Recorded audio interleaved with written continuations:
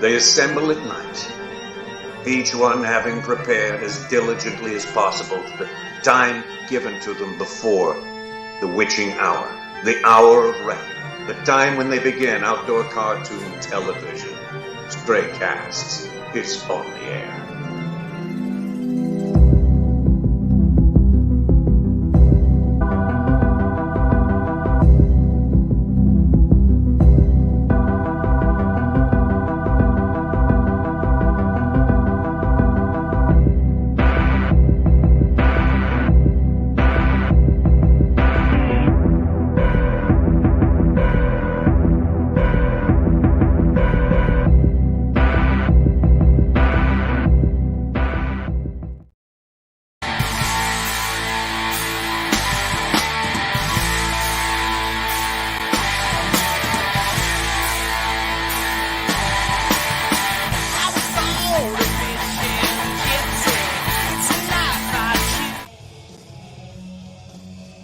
Good evening, glory. Hallelujah to you. What the heck's your story and what's going through you? This is the glorified version of a bass fishing talk show. I'm your host, Pat Renwick.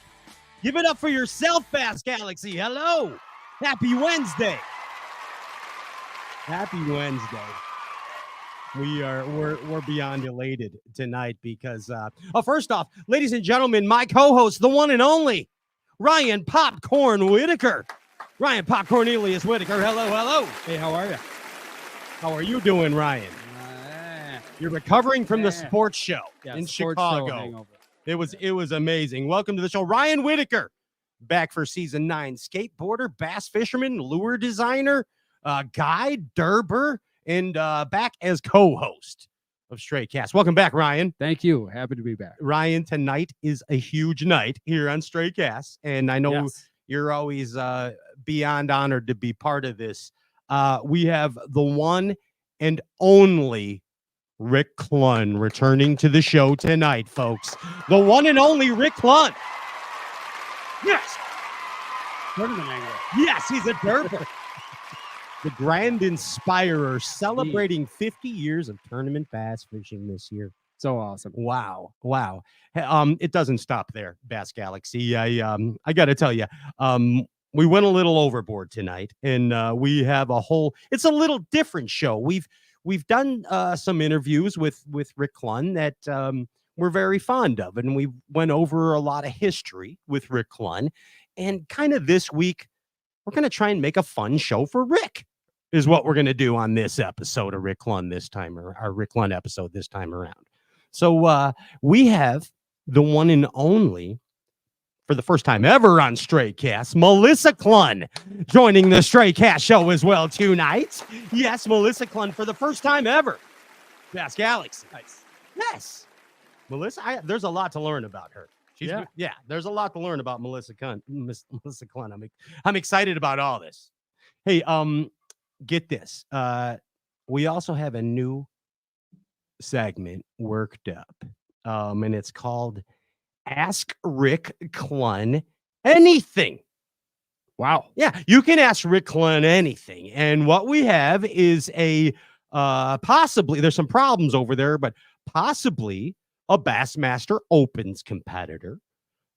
We have a Bassmaster Elite Series rookie, a Bassmaster AOY, a Bassmaster Classic champion and friend tonight. And get this, you, a lucky member of the Bass Galaxy, can join the show tonight live through the magic of producer Ginger Ninja and ask Rick Clunn anything. You, a member of the Bass Galaxy, you're going to be chosen on it. Yes. All you got to do is like and share the live Facebook feed. Then we put you in a randomizer. Take your Facebook page off of private so we can see who you are. Like and share the live Facebook feed. Sorry to everybody on the other avenues, the Electric Avenue and the YouTube and the StrayCast.net. But this is for the Facebook Live. Like and share it. Your chance to come on with Rick and Melissa Clunn tonight and ask them anything.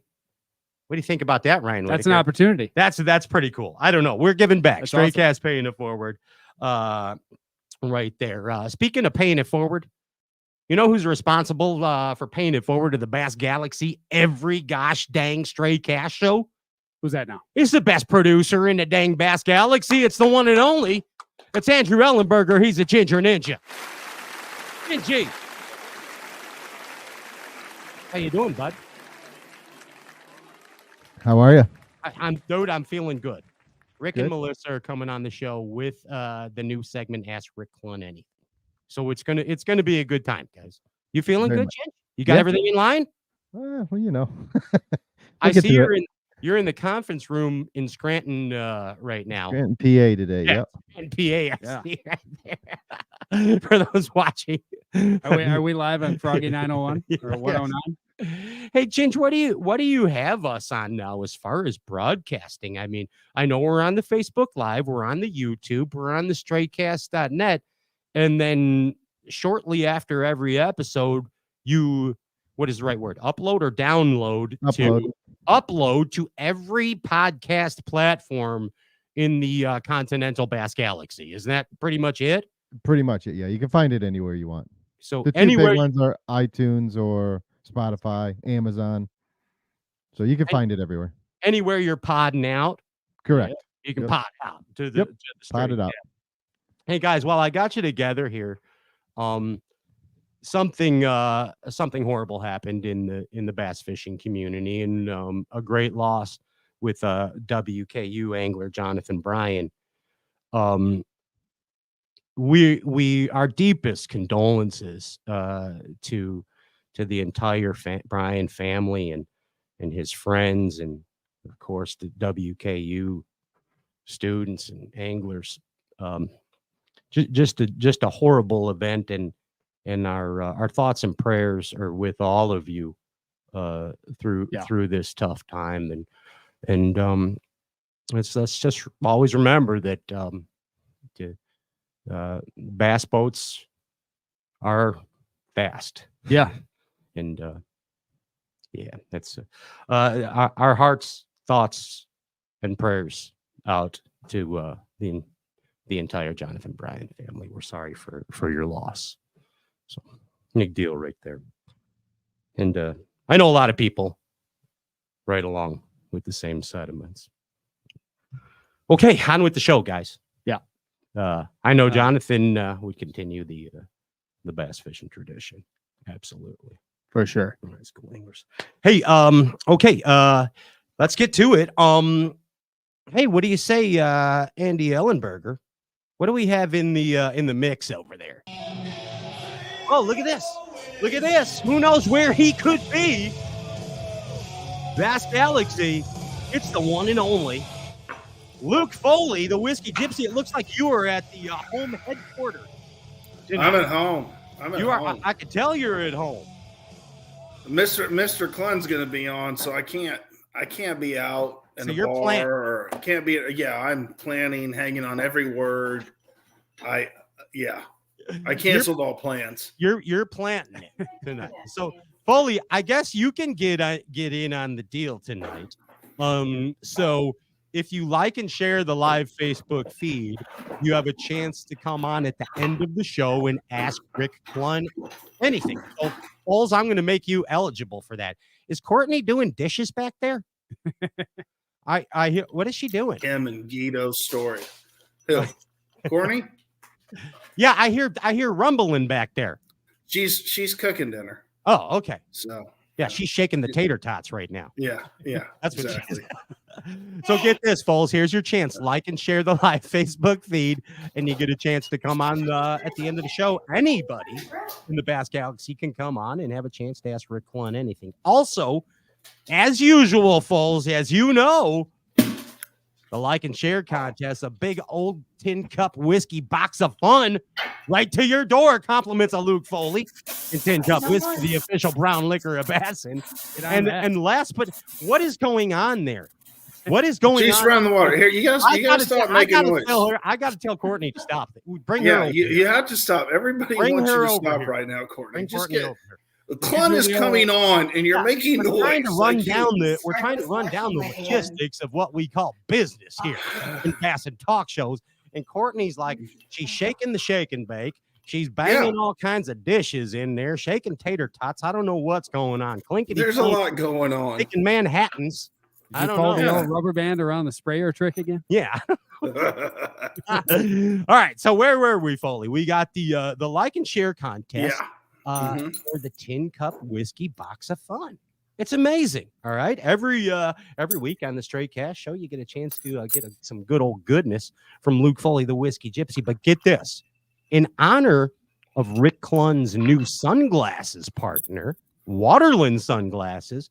Waterland Sunglasses is giving away any poly frame tonight to a lucky viewer of the Straight Cash Show. Like and share the live Facebook feed for your chance to win. Foley, you can get in on 2 of those. You already got enough Tin Cup, but you can get in on 2 of those other deals.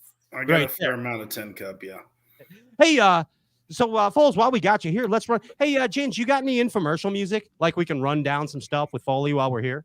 Before we get into the official brown liquor of Bassin business, look at the size of that cup. Yikes. It's my iced tea. Hey, there's a lot of cool stuff going on right now in the Bass Galaxy. First off, Omnia Fishing. Yeah. OmniaFishing.com. Guess what?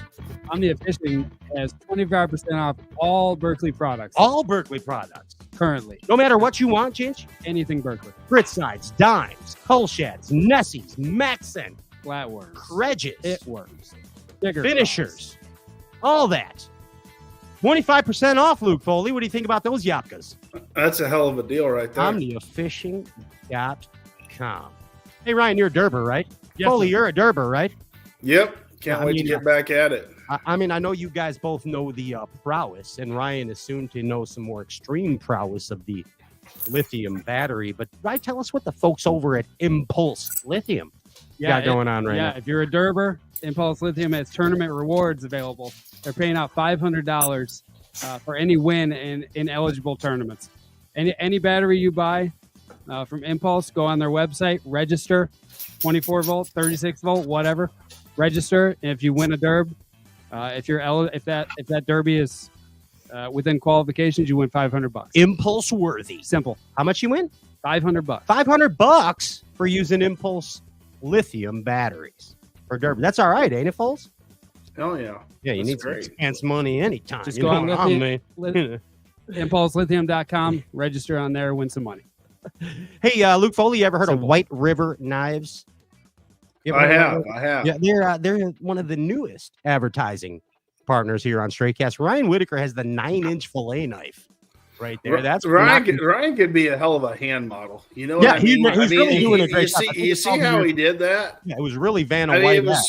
It was so natural. I didn't have room here. Ryan is handling the 9-inch White River. See, when I have knife. space. Yeah. I like it right there.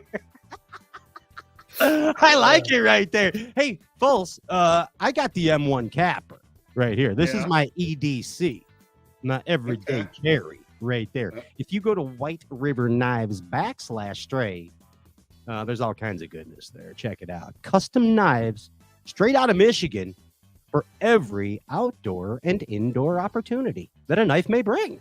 You know what I mean? Absolutely. I don't know how else to put it.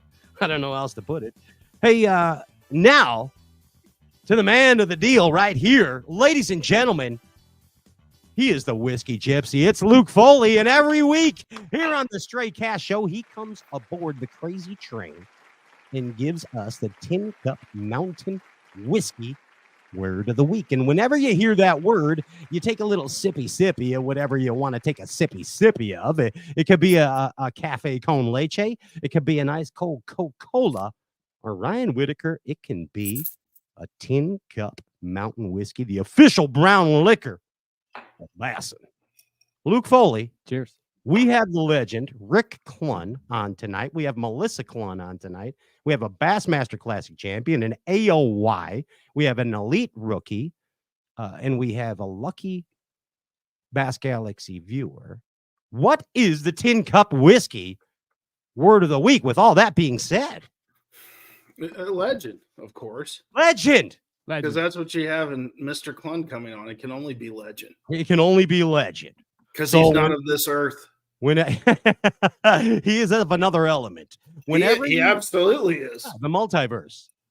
Whenever you hear the word legend. And Foley, we're throwing in the word Clunn too.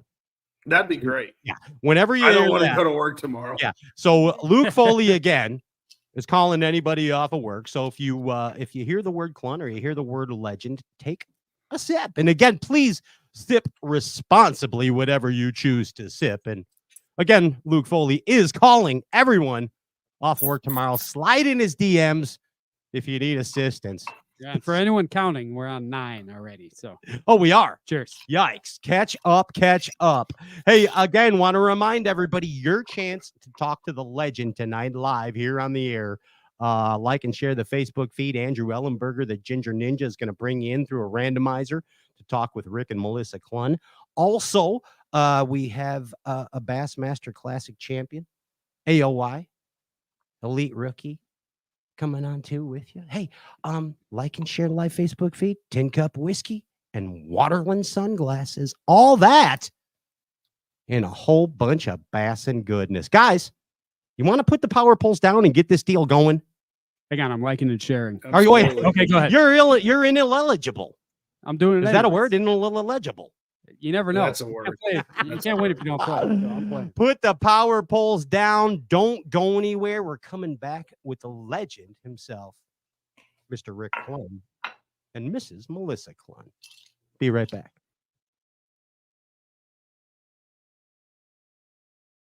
There's a moment when you're faced with a challenge, and just solving the problem isn't good enough, even if that means breaking the rules and shredding apart conventional ways of thinking, all in the name of creating something truly remarkable.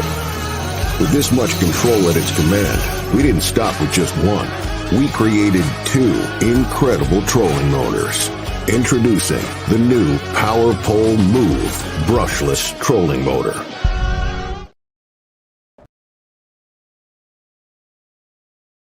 This is the mountain, and this is mountain whiskey. Unspoiled, untamed, forever wild. There's no safety net, no way down.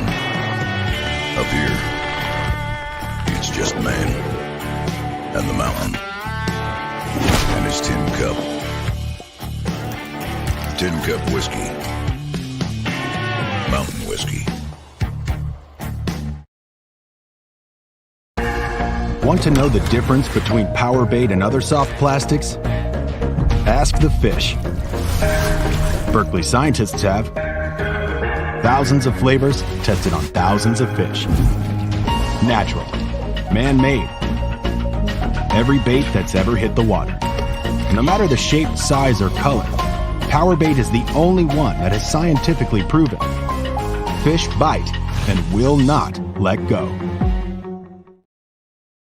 Omnia Premium Pro gives you the confidence to eliminate dead water on thousands of lakes across the U.S. Exclusively on the Omnia app, use 10 unique data layers containing critical real-time mapping information to see water temperature, water clarity, contours, lake bed hardness, and important weather data all in one place.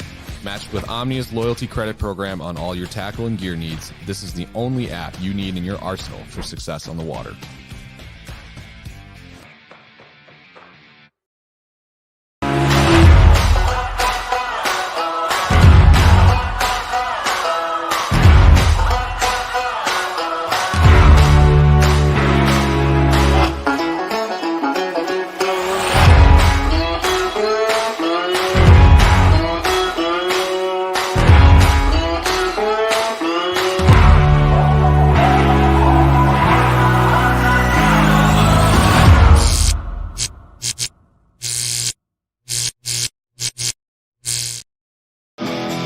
Realize your boat's potential with outboard performance accessories that improve the handling, speed, and economy of your boat. Find your perfect accessory from Bob's Machine.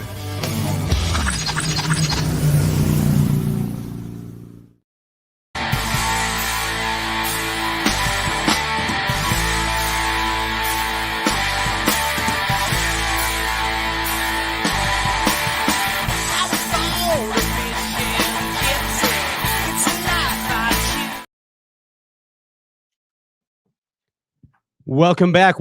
This is the glorified version of a bass fishing talk show. I'm your host, Pat Renwick. We're beyond honored right now, Bass Galaxy, to bring to you on the cusp of celebrating 50 years of bass fishing tournaments.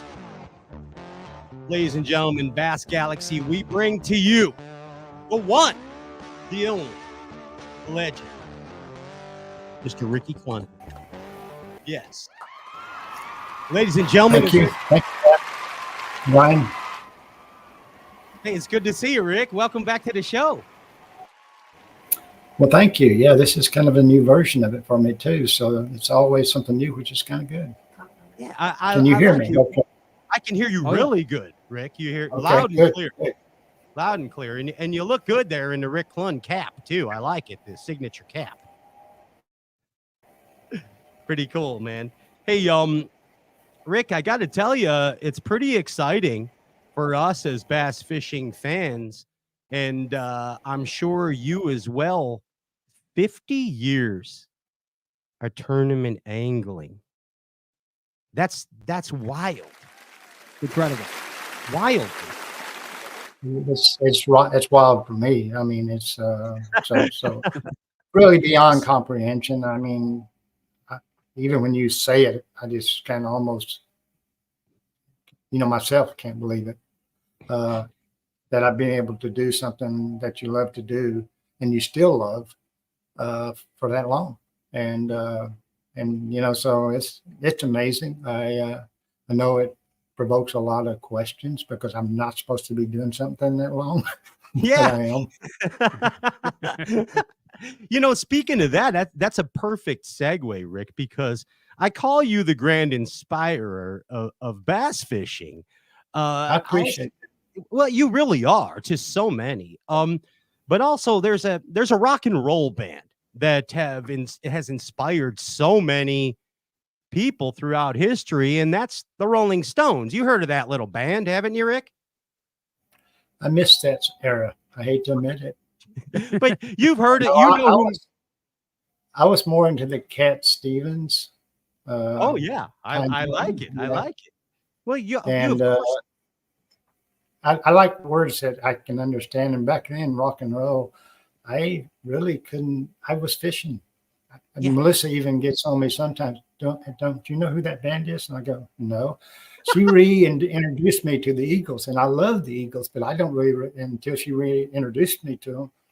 I could have heard her song, and I couldn't have told you who it was.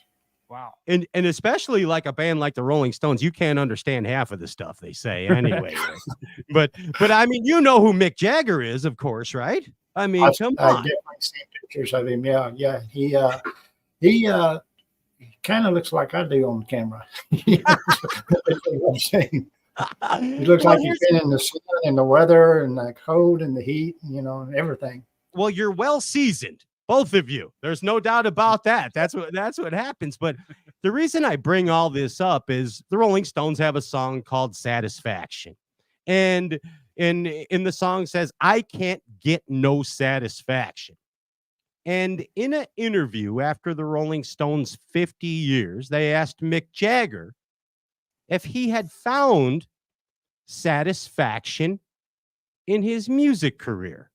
So I ask you, Rick Clunn, your 50 years so far of competitive bass fishing, have you found any form of satisfaction at this point? I liken satisfaction to happiness. Okay, we're entitled to the pursuit of it, but not to necessarily get it and hold it. And satisfaction is the same way. We're allowed to pursue it, and that's the key. Are you still pursuing it? Is he still pursuing it? I'm still pursuing, satisfaction, happiness in what I do.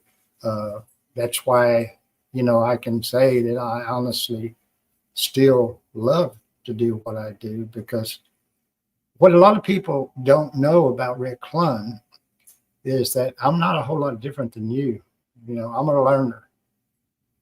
learner. So yeah, I know a little bit about what I do, but I'm a learner, and the thing that I enjoy most and I get lost in still to this day when I'm fishing is the forever, the forever desire to understand it.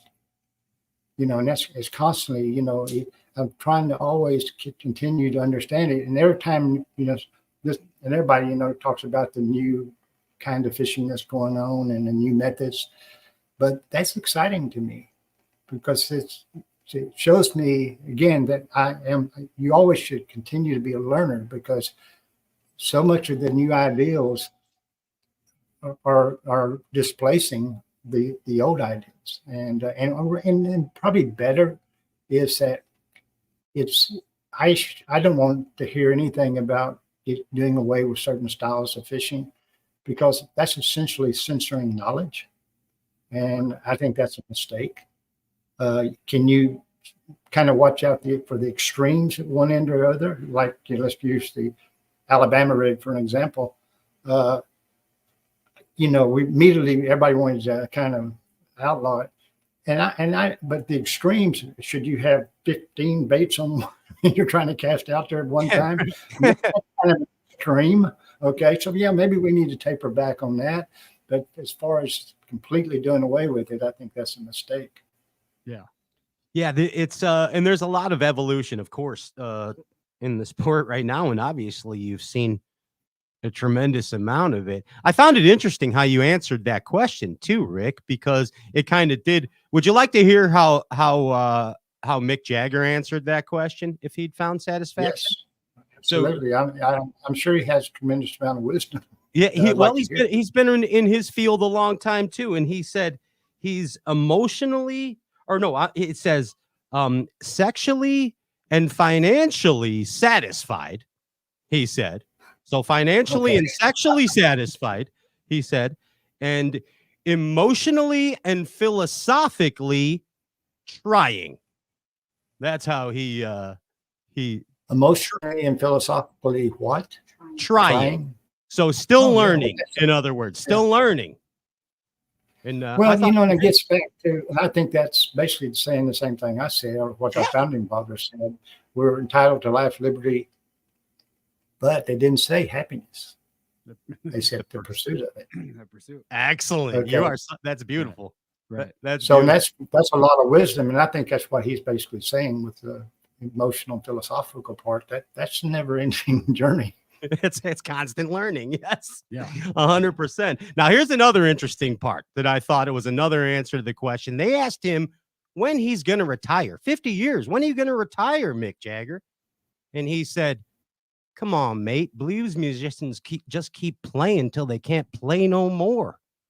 Blues players play till they can't play no more." Do you relate to that? Yes, I do. I think musicians, I think that's something that's even closer to that you're playing the language of God than fishing. And I've heard several very smart people that some of the mathematicians I've heard said that's the language of God. But I've heard musicians say the same thing. And him being a musician, how can you retire from something that powerful and something that's that's, again, our eyes show us certain beauty, but music gives allow our ears to know that same beauty. And so fishing, yes, I'm still that way in fishing. And it really gets back to what I said earlier. I'm still a learner. And retiring doesn't enter into the picture as long as I'm still learning.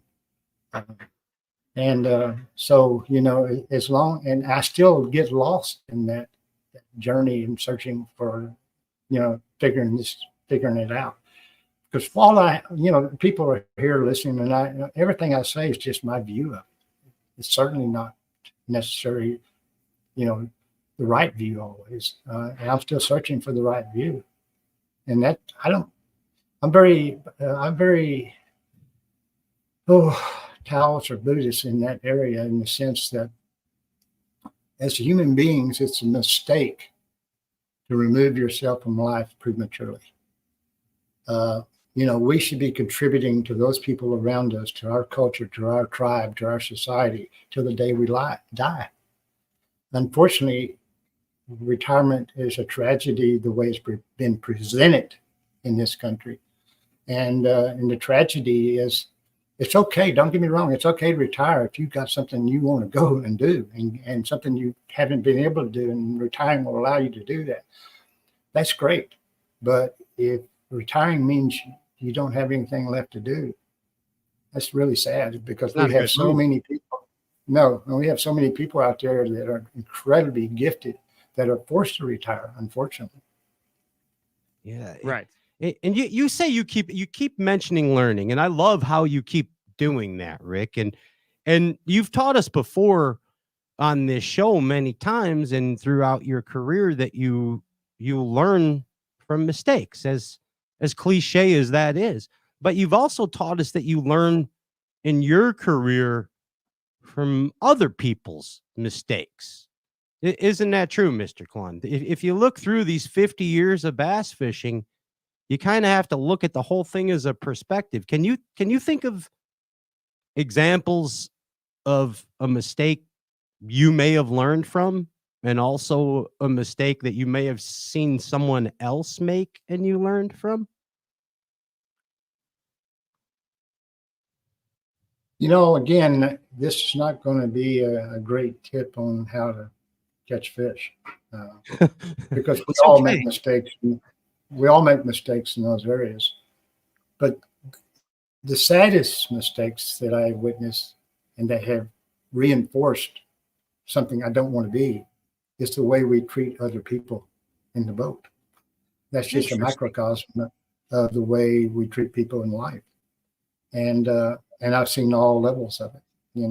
I've seen successful people that they think that are very successful, but they think the only way they can be successful is to screw the partner in the boat. Wow. And I've seen that and been aware of it. And I just go, and this is early in my career. I said, I'm not going to do it that way. If I have to do it that way and not succeed, I'm just not going to succeed.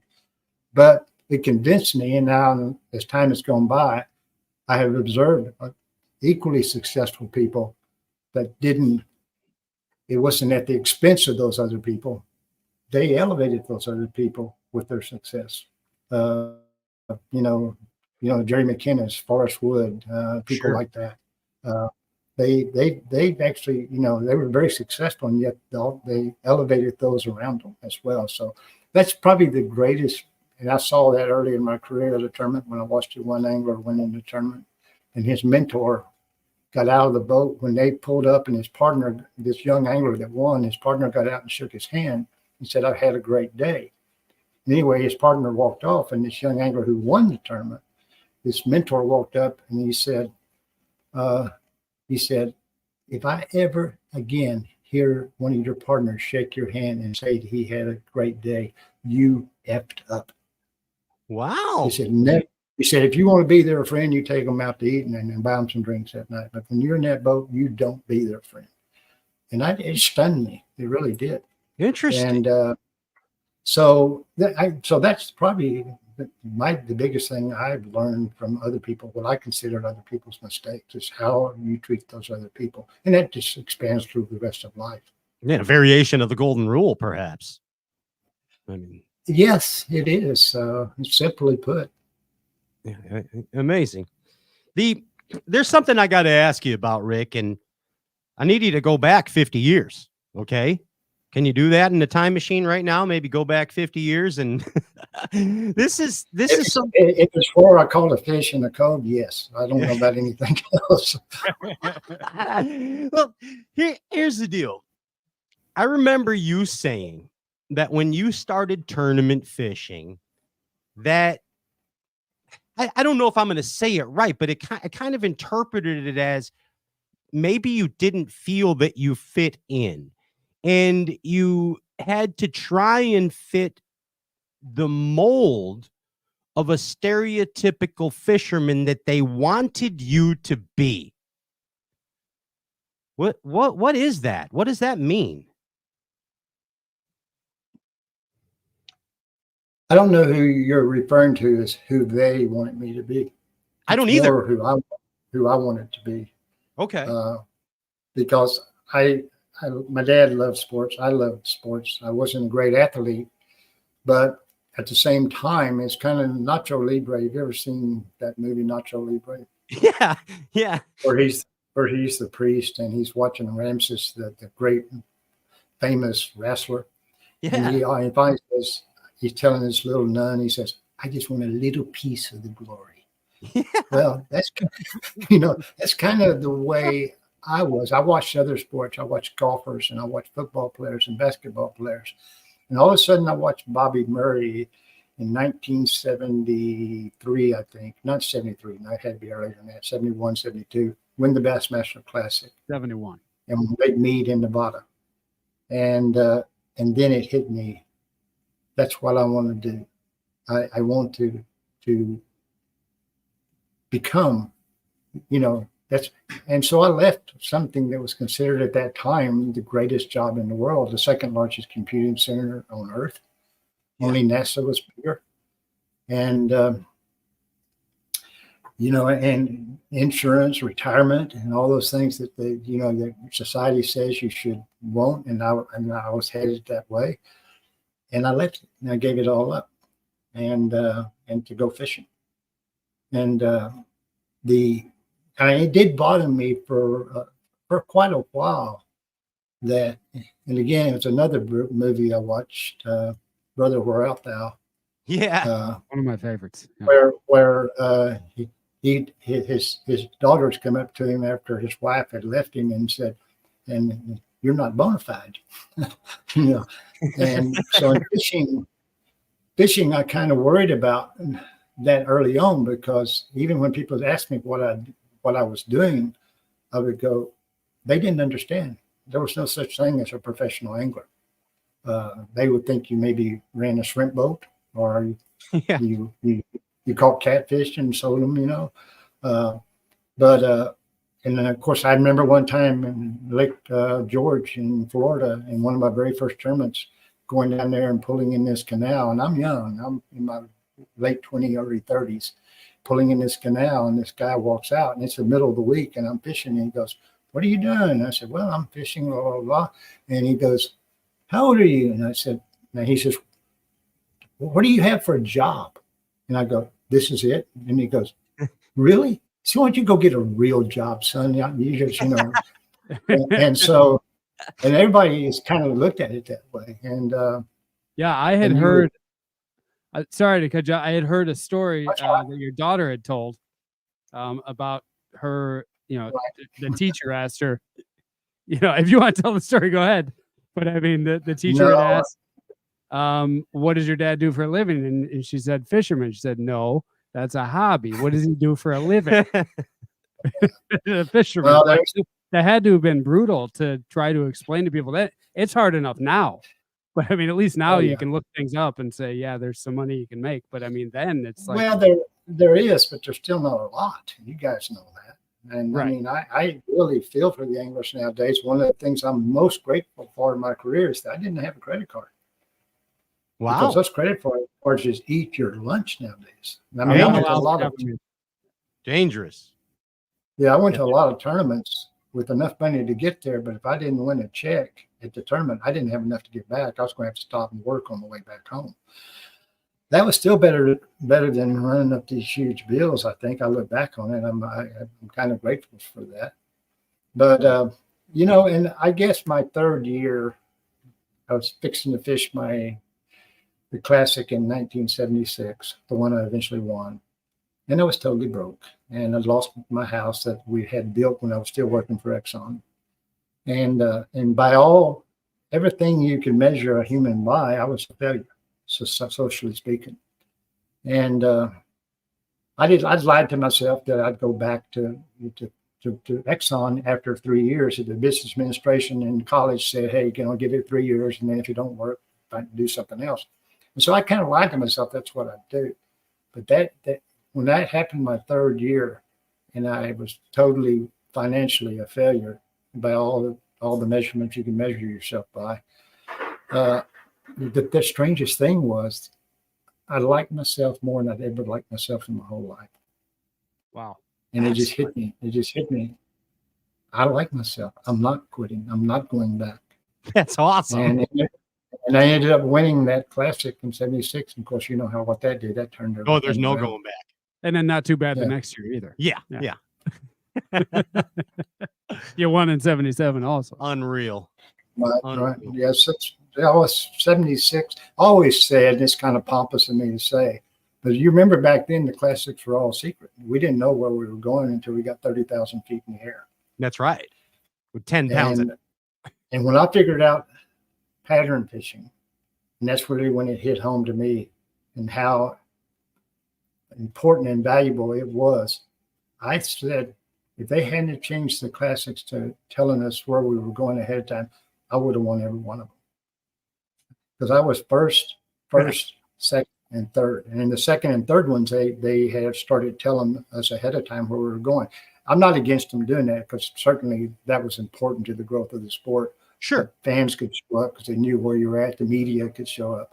But still at that time, I said, shoot. Because I look, when we'd be 30,000 feet in the air and they'd announce that lake, and I'd look at everybody on that plane.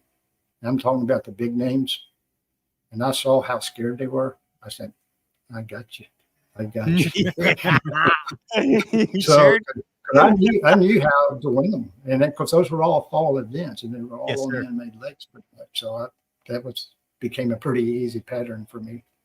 And the embarking on the 50th year of tournament angling, and looking back to what you just said. Hey, where's Melissa at? Is she in range? Let's bring Melissa on. What do you say? Is she ready for her bass fishing talk show debut? Ladies and gentlemen, Bass Galaxy, we bring to you the one and only Melissa Clunn. Welcome to the show, Melissa. Hi, guys. Hey. Hello. How are you doing? Nervous as a whore in church. Wow. Well, don't be nervous, okay? Because you're on the Straight Cash Show, and you shouldn't be nervous around me, Melissa. We talk enough where it's just imagine this as a phone conversation, but with a gazillion people watching and listening. Great. Thank you. That's all. Well, I want to bring you aboard for this part before we start talking more about this, because obviously you are just as a key of a factor in this embarking on this 50 year of tournament bass angling for Rick. There has to be a lot of excitement for the two of you right now. This is a big deal, isn't it, Melissa? It's definitely a big deal. I think it's probably a bigger deal to me and the family than it is to Rick. Really? And I told you when this all started, when we started actually calculating and we figured out that this was the 50th year, Rick didn't want to tell anybody. He wanted to keep it a secret. And I think a lot of it was because he didn't want to be asked 500 times if he was going to retire, because obviously it would be the perfect time to make an escape. There's really nothing he hasn't done. So the 50 years, that, for me to wrap my mind around that at my age, I was 5 years old when he started fishing.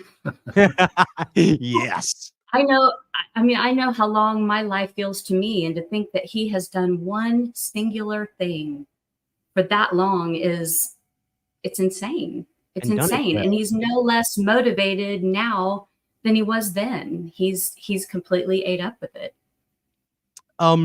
Rick, let me ask you this. So Melissa said that maybe the family is more excited about this than you. Do you feel that you both have the same expectations of the season, though? Do you, Rick Clunn, and your family have similar expectations of this 50 year? I would not think so. No, because I don't think anybody knows. I don't care who it is and what they do, if they have excelled at it. I'm not sure anybody, even the closest person to them, which she is to me, can really look inside your mind and your heart and know, because it's been an evolution, and I've been getting my butt kicked real bad here for 3 years, and it's made you question a lot of things, made me question a lot of things.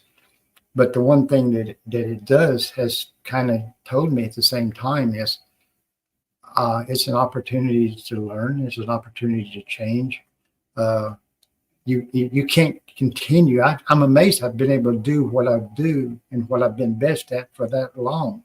Let's say 45 years, I've been able to do exactly how I made myself, what I made myself become as an angler. And it still works, but there's kind of a better way out there to do it now. And you got to face the facts. But that also provokes me, wait a minute, I've seen other great things come into this sport.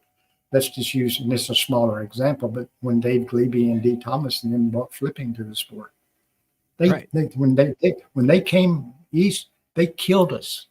They beat everybody by 25, 30 pounds in a 3-day tournament. Oh yeah, because we've never seen that technique. Just dobbing. And finally, I made up my mind, and I fished with Tommy Biffle, who did the underhand flip, and I said I can do that. And I said, and I can't do that technique as good as them, but I can find fish faster than them. And so I learned to use their technique and grow and become better for it. And won my first Florida tournament at Okeechobee, I won doing that. So I'm kind of looking at this forward facing the same way. I've had cataract surgery this fall. Okay, yeah. I'm going to see my bait better on that forward facing than I ever have. I love it. I'm getting MBT to put in these giant screens as big as my one I'm looking at here on the front of my bow. Excellent. So I can see that lure. So I'm excited about learning. Now, am I naive? No, I'm not. I know there's a real art to that. Everybody wants to say it's cheating. It's not a good way to fish. There's an art to that. You can put all that $20,000 worth of equipment on your boat, but if you don't learn how to use it right, you just waste it. You're just wasting your time and money. So now I'm excited about it. I'm not predicting anything, but the main key is back to early on. It's an opportunity to learn. And really, we're learning so much bass behavior, especially deep water bass, that we were completely wrong on in most of my career. Yeah, now, Rick, crazy. Rick, I got to ask you. You just mentioned that when flipping came in, when Dee Thomas brought flipping in, they were beating the hell out of everybody flipping. What was the response to that from the anglers and from the fishing community back then, with a dominant technique like that? Well, it didn't go mainstream as quick as forward facing has. So in that way, it was completely different. It was still just a couple of individuals, and they were really very secretive about what the keys were to it. And so it took a lot more time for a few of us to figure out what the keys were to it. There were a few guys that wanted to, they can't have those 8-foot rods in the boat. They're too long, so we got to limit them to 6 foot. Yeah, you hear the guys are always trying to, everybody trying to come up with something to stifle something. Right. So imagine if we had banned flipping. Imagine if we had banned a 7-foot or at that time probably 7-8-foot flipping stick. We'd still be 5-6 pistol. Terrible. Yeah. Yeah, we'd still all have elbows and wrists that are broken from those like Popeye. Right. Hey, we have to go back here over the 50 years and take a look at your tournament stats, Rick and Melissa.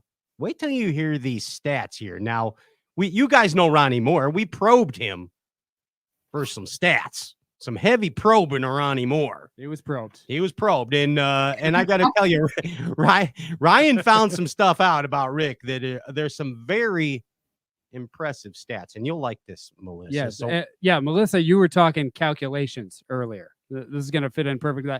Maybe it'll put you at ease a little more after hearing. Okay, thank you. I'm just going to drop some stats here that we worked out. Rick, you fished 496 tournaments, 16 wins. This is BASS stats now? BASS stats. Okay, yes. Gotcha. Yes, 496 BASS tournaments. Okay. 16 wins. 4 of those were classics, by the way. A record. FYI. You've got 13,518 pounds of bass. Wait, how many pounds of bass is he? 13,518 pounds. 13,518 pounds of bass over 50 years of BASS. Yes, sir. Yikes. $2,681,442 in tournament winnings. Not shabby. Not shabby. To the penny. To the penny. Yes. To the penny. Yes. And what that comes out to, this stat is awesome. $198 a pound of bass times 13,518 pounds of bass. So wait, so each bass, Rick each pound of bass. Each pound of bass is worth what that Rick catches? $198, almost $200. $200 a pound over 50 years. Now you got to think about the early days. So a 4-pounder's an $800 bass, Rick. Yeah, that's probably what tuna costs nowadays, right? It's about fine sashimi, there's no doubt. But that's impressive. Yeah. I mean, pretty cool if you think about it, isn't it, Melissa? Oh yeah, definitely. And I got one more. I got one more to throw at you. So each tournament you fished over these 50 years with bass, you've earned an average of $5,406. That's every a derb. tournament. 5K a derb. You're getting the entry fee back. You're only in the negative like about 6K for each tournament. Again, you got to go back to the early days when entry fees were a lot less. And That's payouts true. Were a lot less. Yeah, you could get in for an Arby's coupon. But the classic wins were a lot less. That's Whole lot true. less. That's true. I So mean, in pile all that four of money my on. wins, all four of my wins, one guy, one win now, they win more money than I won him for. So yeah, so it really is. Yeah, it really is. Pretty impressive, no matter what. We like to count bass professionals' money here on this show. I mean, that's what we do. That's what we do. Hey, so here's what I like so far. First off, I love that you guys now have internet at the Clunn household. That's a big deal. You're stepping up with the time. It's a big deal. Yes, I remember. What's that? Yeah, Rick? our college son will actually come home now because our internet, the link supports his gameplay. So yeah. Well, I remember you doing stray cast shows, Rick, where you had to stand on an X on the balcony just to get a signal to do the whole show. So this is a big leap, Mr. Clunn. Big leap right here. And we're willing to try to make it. And thanks to Melissa, I mean, she's my inspiration to become more social media because I'm fairly, I was one of the very, very, this thing they called in COVID social distancing. I've been doing that a long time, a long time, Yes, and, sir. I've been out in the boat for 10 and 12 hours a day by myself. Nobody did have to say a word. And those are, I love, those are total opposite of now social media, And again, thank you for the influencer, the inspiration person, and not just influencer, because we all know there's all kinds of influencing, some good, some bad. And, inspiring people is one of the other things that I think we're short on, and we need to do more of that. Well, here's what People I want to hear from you. Yeah, no doubt. And here's what since I feel very honored that I've become friends with the both of you. It's a cool thing that happens to be a bass fishing talk show host. You don't become friends with all your guests, but I consider us friends. And what I think have we feel the same way. Well, thank you. Definitely, we feel the same way. Thank you very much. And here's what I've figured out now that I've gotten to know the both of you a little bit more on a different level, that this inspiration that Rick exudes, I believe you draw a lot of it, Rick, from the grand inspiration of your wife. And I'm being totally serious. Well, was inspiration the right word? I don't know what the right word is. Definitely, she pushes me, and yes, and that's not a bad thing. I mean, it may sound like a bad thing, but it's not, because you got to remember, we're fishermen. We got to get pushed. Yeah, somebody's got to get us out. And I've got to, social media world is obviously a world that, I'm way, way behind them. And Melissa's is a lot further along. I couldn't be doing this without her. She's put this whole thing together.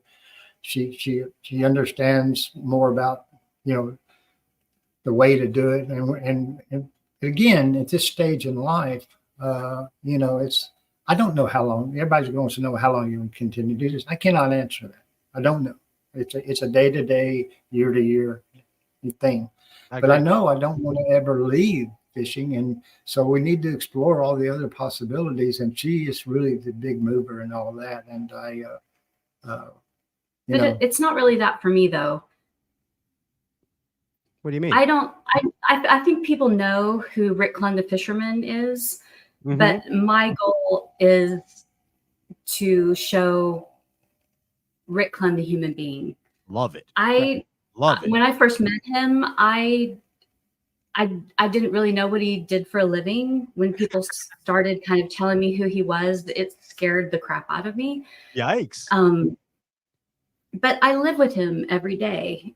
I love that he does what he loves for a living, but I'm more concerned about the kind of human being that I live with.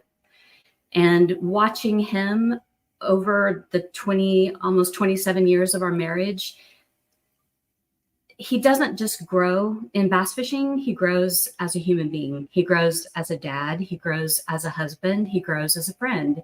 And you can be the most incredible bass fisherman in the world and not be a good person. And at the end of the day, if what we do for social media teaches people how to fish, but also shows that Rick's a human being and he's flawed, but every day he gets up and he tries and he doesn't let age stand in his way, then we've accomplished something. And I think that's what we're going to try to do. Damn right. Yeah, And go ahead. Sorry, Rick. Go ahead. Well, Ryan brought it up earlier about one of my daughters, and that's when it first hit me, was when in their teens, one of my daughters, I got back from being gone 2 or 3 weeks at tournaments, and y'all have heard this story, I'm sure. I know Melissa has.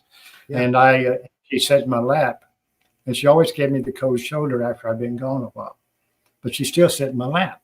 And I knew the fishing show was coming on, so I popped it on, and all of a sudden, and I knew I was going to be on the show. And we were watching the show, and all of a sudden, here I appear on the show. And I'll never forget it as long as I live. You know, she sits up in my lap and goes, Dad, look, there's Rick Clunn. And I go, and I thought it was funny. You know, and then I realized that's a different person than whose lap she's sitting in to her. Yeah. That's Rick Clunn. But the dad, so I had, and when I started thinking about it, I went, wow, that guy up there on TV, that Rick Clunn guy is pretty damn good at what he does. But the guy he's sitting in, is he as good? Is he as good a person as that Rick Clunn is at fishing? And that's where, like Melissa said, then I really started, and I'm still working on it, you know, because families make so much sacrifice. Y'all heard that from every angler you've ever talked to.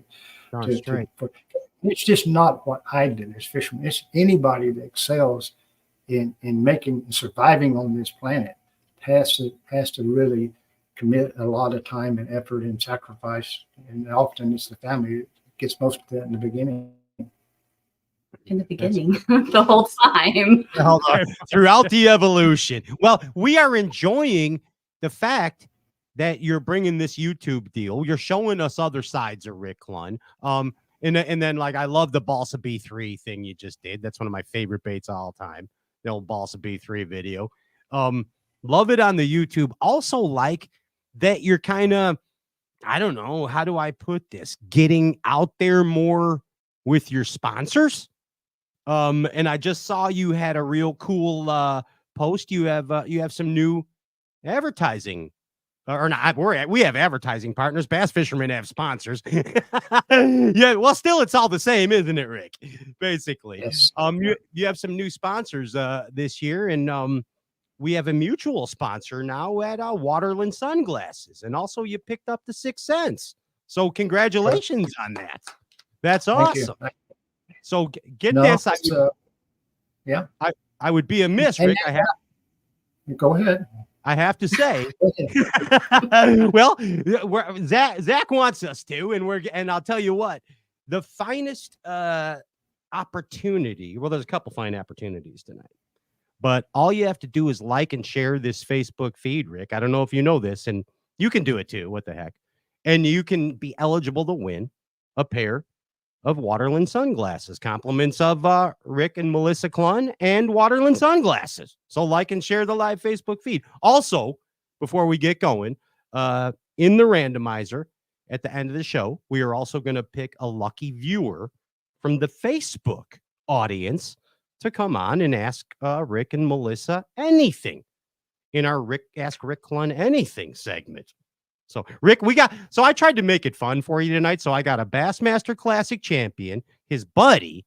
I have a Bassmaster AOY. I have a Bassmaster Elite Series rookie. I have an Opens competitor, and they all get to ask you guys anything later. Whew. Yeah. Okay. They get to ask you anything, but you get to ask them anything too to make it fair. So it's a new game show. It's called Ask Rick Clunn Anything.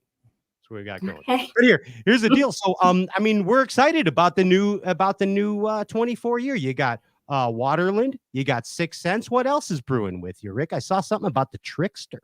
Ooh. Yes, the Trickster is what I'm bringing back to, because it's my all-time favorite spinnerbait. It's the one I've caught won that last tournament at St. John's River in 2019. Yes, and we're going to be back there, and that will be my 500th tournament this coming year. The St. John is the 500th. Yeah, and so that's going to be a Trickster tournament because, and who knows, how fish are. I might not get a bite on it, but you'll be chunking it. It's always been, my theory on spinnerbaits is the more water displacement those blades make, the bigger your bass is going to hit it, and it's always proven out for me. So yeah, that's one of them, and like you said, 6 Cents. We're working together on rods and doing some soft plastic, stuff. That might have been a secret. But anyway, no, it's no secret. But and then sunglasses. Everybody talks about sunglasses, but I went to survival school, and one of the key reasons I went to those schools was not to become a better survivor, but was to increase my awareness, eyes, hearing, sound, taste, and all these things, and eyes. And I just already told you I had cataract surgery because I'm trying to improve how important eyes are in fishing. Even before forward facing, sunglasses allowed you to see objects under the water that most people didn't cast at. Everybody cast at what they can see, and so why not in helping and increasing those awareness skills, sight, that you use the best sunglasses you can use. I mean, that's our above water vision. And even when it comes to forward facing, and the most critical guy talking about it to me, I'll go, okay, let me ask you, if I could give you underwater the same eyes that you have above water, would you turn it down? None of them will tell you no. And essentially, that's what we're trying to, sunglasses has always allowed us to do that. And they're still ultra important when it comes to fishing. Yes, absolutely. Well, will we see any Rick Clunn signature series from Waterland, do you think, maybe on the shades? Melissa's got her fingers crossed. You'll have to talk to Zach and Melissa about that. I think it would be awesome. We need some Rick Clunn frames, no doubt about it. Hey, Rick, let's talk about Melissa. What do you think? Let me ask you a question. Don't. Let me ask you a question, then we will. Yeah, that was great. Okay. I'm sorry I shouldn't have. No, go ahead. My eye look as red as I do on this picture here. Well, sometimes it looks like you're blushing when Melissa came on, you blushed extra. Yeah, no, and but anyway, I've got a new boat. You're breaking it in. I've been hiding in house with all the cold weather. Once you get out in the sun, it hits you pretty quick. So I'm trying to give myself an excuse for looking pink here. Okay, go ahead. You're running. I only have a 4-inch. I only have a 4-inch screen here, and I'm colorblind. You look perfect to me. You really look good. You got good color, Rick. I just noticed you blushed a little more when your wife came on, like you were excited to be sitting next to her. No, he's just afraid of what I'm gonna say. Probably. No, I'm really not. She's very. She's a master of all trades. Oh, really, we won't doubt it. Now, this is what I got to tell you. Now, so way back. Melissa said to me, she said, Pat, I've been around Rick a long time, she said. Now, as a bass fishing fan, I have to think about when I first heard of Melissa Clunn. And now I'm going back, Rick and Melissa, to the times when internet was still dial up, right? And we didn't have a lot of information out there. So I think about, it must have been 1998, maybe 99. Start hearing about Melissa Clunn. Now, bass fishing fans on chat boards. We had chat boards back then, Rick. It wasn't social media. We were on a chat board chatting along, and we heard that Melissa Clunn, now no disrespect, and this is actually a good thing in my eyes, that Rick had hooked up with an Indian priestess. Oh my God. A forest priestess to help him enhance his bass fishing skills, and he fell in love with her. Now, those are things we heard on the bass fishing chat board. Now, you are not nearly that interesting, Pat. You're very mysterious. You're intriguing, Melissa, I must say. The old saying, if you're a shaman, a shaman will never tell you they're a shaman. That is true. Or if you're a princess, they will never tell you they are. And that's the only way you know they are, is when they say they're not. So yeah, I see. I can see. I am not Native American either. Okay. I am 74% Irish. Okay. Yeah, it doesn't matter. You can still be a priestess. I don't care. Okay. You're our priestess of Bassin, okay? Whether you like it or not. But she does have that effect, whatever y'all say that effect is. Well, tell us the story. What's the story of how you guys hooked up? Let's set the chat board straight here. Yeah, let's set these BBC boards straight. How'd you guys hook up? What's the story? There's obviously a little age difference here. I happen to notice. There's 22 years age difference. Yep. Good job, Rick. And I was married to a friend of Randy Blockett's. Interesting. The Reverend Randy.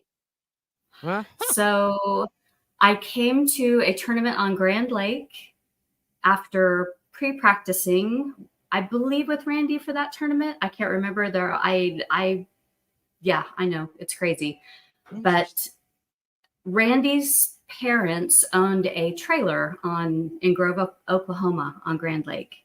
And I came with some friends, and I can just remember pulling up in front of this trailer, and there was this guy sitting in his bass boat working on his tackle. And he had the prettiest blue eyes and the tannest skinny legs I had ever seen in my life. And it was like I was struck by lightning. I never believed in love at first sight, but that was pretty stinking close to it. That's outstanding. Yeah, and that's it was identically the same for me. I was struck by something immediately, and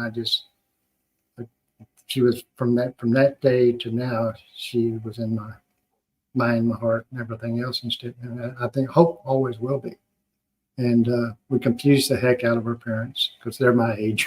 Everyone in our lives were completely confused by it, but it was just one of those magnetic things.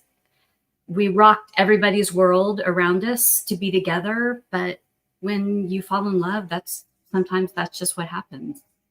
Yeah, it is, and that's been now surprisingly almost 27 years. 27 years. So yeah, it's been a minute. It's lasted a few years longer than most people. Rick always referred to himself as maybe not the most stereotypical fisherman. At the time, you two were certainly not the most stereotypical, or you're not the most stereotypical bass fishing wife at the time either. Bass and wife, kind of a different mold. Definitely. And my presence wasn't exactly welcomed either. Really? What do you mean? Why? Just with other wives. No, with other wives. I think when Rick was so established, Rick was who he was. And for me to come into his life I think it threatened people. I actually had someone, and I don't remember who it is, so please don't remind me. Someone from California, I believe, it was a friend of Rick's, called me when he was gone to a tournament to explain to me that I didn't know who he was and that I really didn't have a right to be in his life. Because if I ever did anything to change who he was, that everyone would hate me.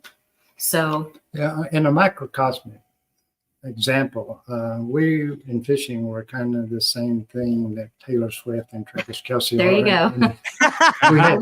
We kind of had that effect.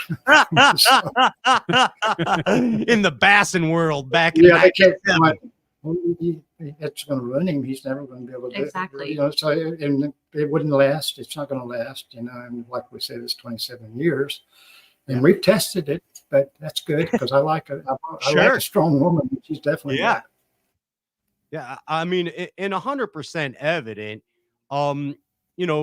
Rick, I could tell you and I spent the day on the water at Seminole, and you had a tough day out there. It's a tough Durban day, and when Melissa was waiting for you on the bank, I saw the same gleam out of you that I saw every time you put a keeper in the box, if that makes any sense. So, Are you saying she's a keeper? I will agree. 100% she's a keeper. That's evident. Yeah, but I mean, you had that. So it was a tough day. It was a tough Durban day. If you remember, you were just starting. You had a better day too at Seminole. You started to figure some stuff out at the end of the day. I remember as an observer.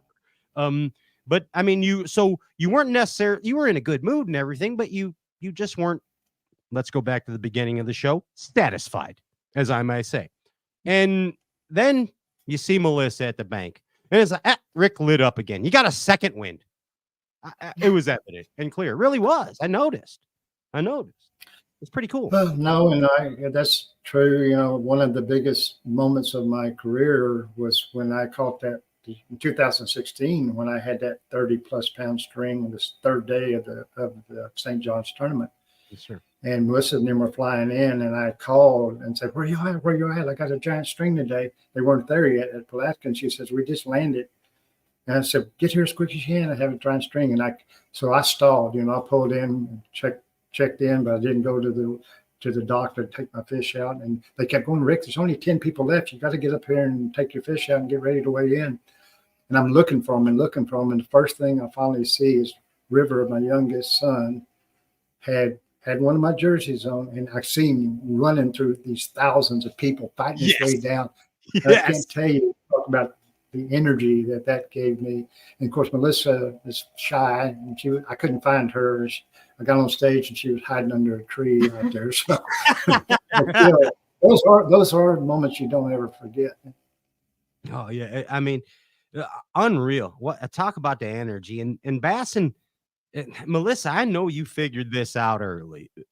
I don't know if there's a sport like bass fishing where there's the highest highs and the lowest lows. And I know you experienced them both with Rick throughout these years. And can you give me an example in your eyes, Melissa, of a high and a low in your husband's career of bass fishing since you've been involved? High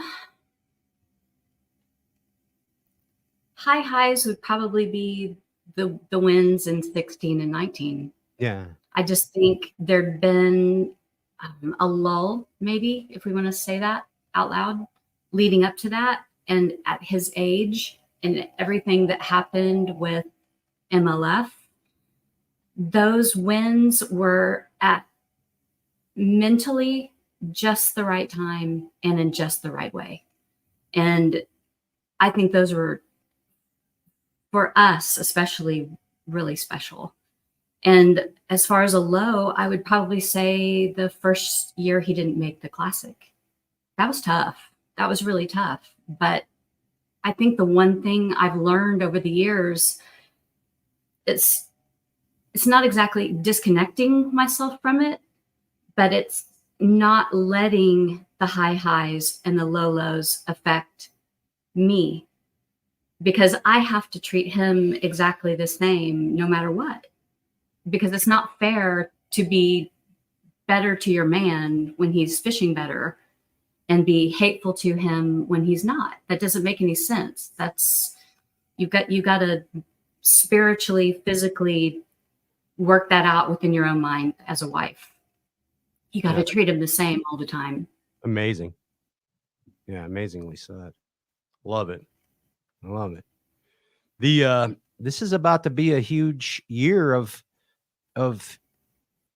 let's just call it celebration. The celebration of Rick Clunn and the Bass. Rick versus the Bass in Durban for 50 years. I mean, if you think about it, it's you and the fish, Rick. Is what you really got to concentrate on in 24 for success. The more in the box, the better you do. Right? Well, simple. Well, yes, I don't look at it that way. I never will. I knew you wouldn't. But every time we live on a beautiful creek here, and eagles fly by on a daily basis, and the times I'm on TV or something, I watch those bears standing out in those rivers up in Alaska grabbing salmon. I figured out a long time ago, I'm not a whole lot different than them. I don't exist without this fish. That's right. If that eagle can't get those fish, he doesn't exist. And if that bear can't get those fish, it's going to be hard for him to exist. And I'm no different than they are. That fish has given me so much, and I owe it something, and I will never be able to repay back to it, what it's done. Thank goodness for catch and release and all of those things, and cleaning it and helping bass fishermen and Bass Federation guys who deserve so much credit, help cleaning up the waters. So I look at it more in that respect, that this is, it's been an incredible partner of mine in what I do. And it's done a lot for me, but I owe it a lot as well. Yeah. I mean, I don't think about it in terms of pounds. 13,000 pounds, you said? Yeah. 13,518, but who's counting? That's a lot of mathematizing right there. I think you have given back, Rick. I know you say you don't think you've given back, but I think through your influence on the bass fishing world, and just as you're saying, promoting catch and release, your career running through the catch and release push and promoting that, I think you have given back. I think that's what you needed to do, and you did it. Well, in fishing, and the greatest gift I see from fishing, and yes, I've been part of that, and hopefully, like Pat says, and inspire in that, is that the most important connection us as a human species, and we're losing it, that we need to maintain, is that connection to nature. And fishing is the last remaining vehicle for the masses to maintain that connection. And that's what's thrilled me more than anything else about these high school anglers and these college anglers. We've got so many of them now that have this vehicle called fishing that will keep them connected to nature. And in doing so, they'll be the ones that will work the hardest to protect it. That's absolutely amazing. Amazing. Hey, what do you say we have a little fun, Rick and Melissa? Yes, let's get off. Let's so serious. No, I mean, I've been having a great time the whole time, but I mean, let's just goof off. What do you say we just goof off now?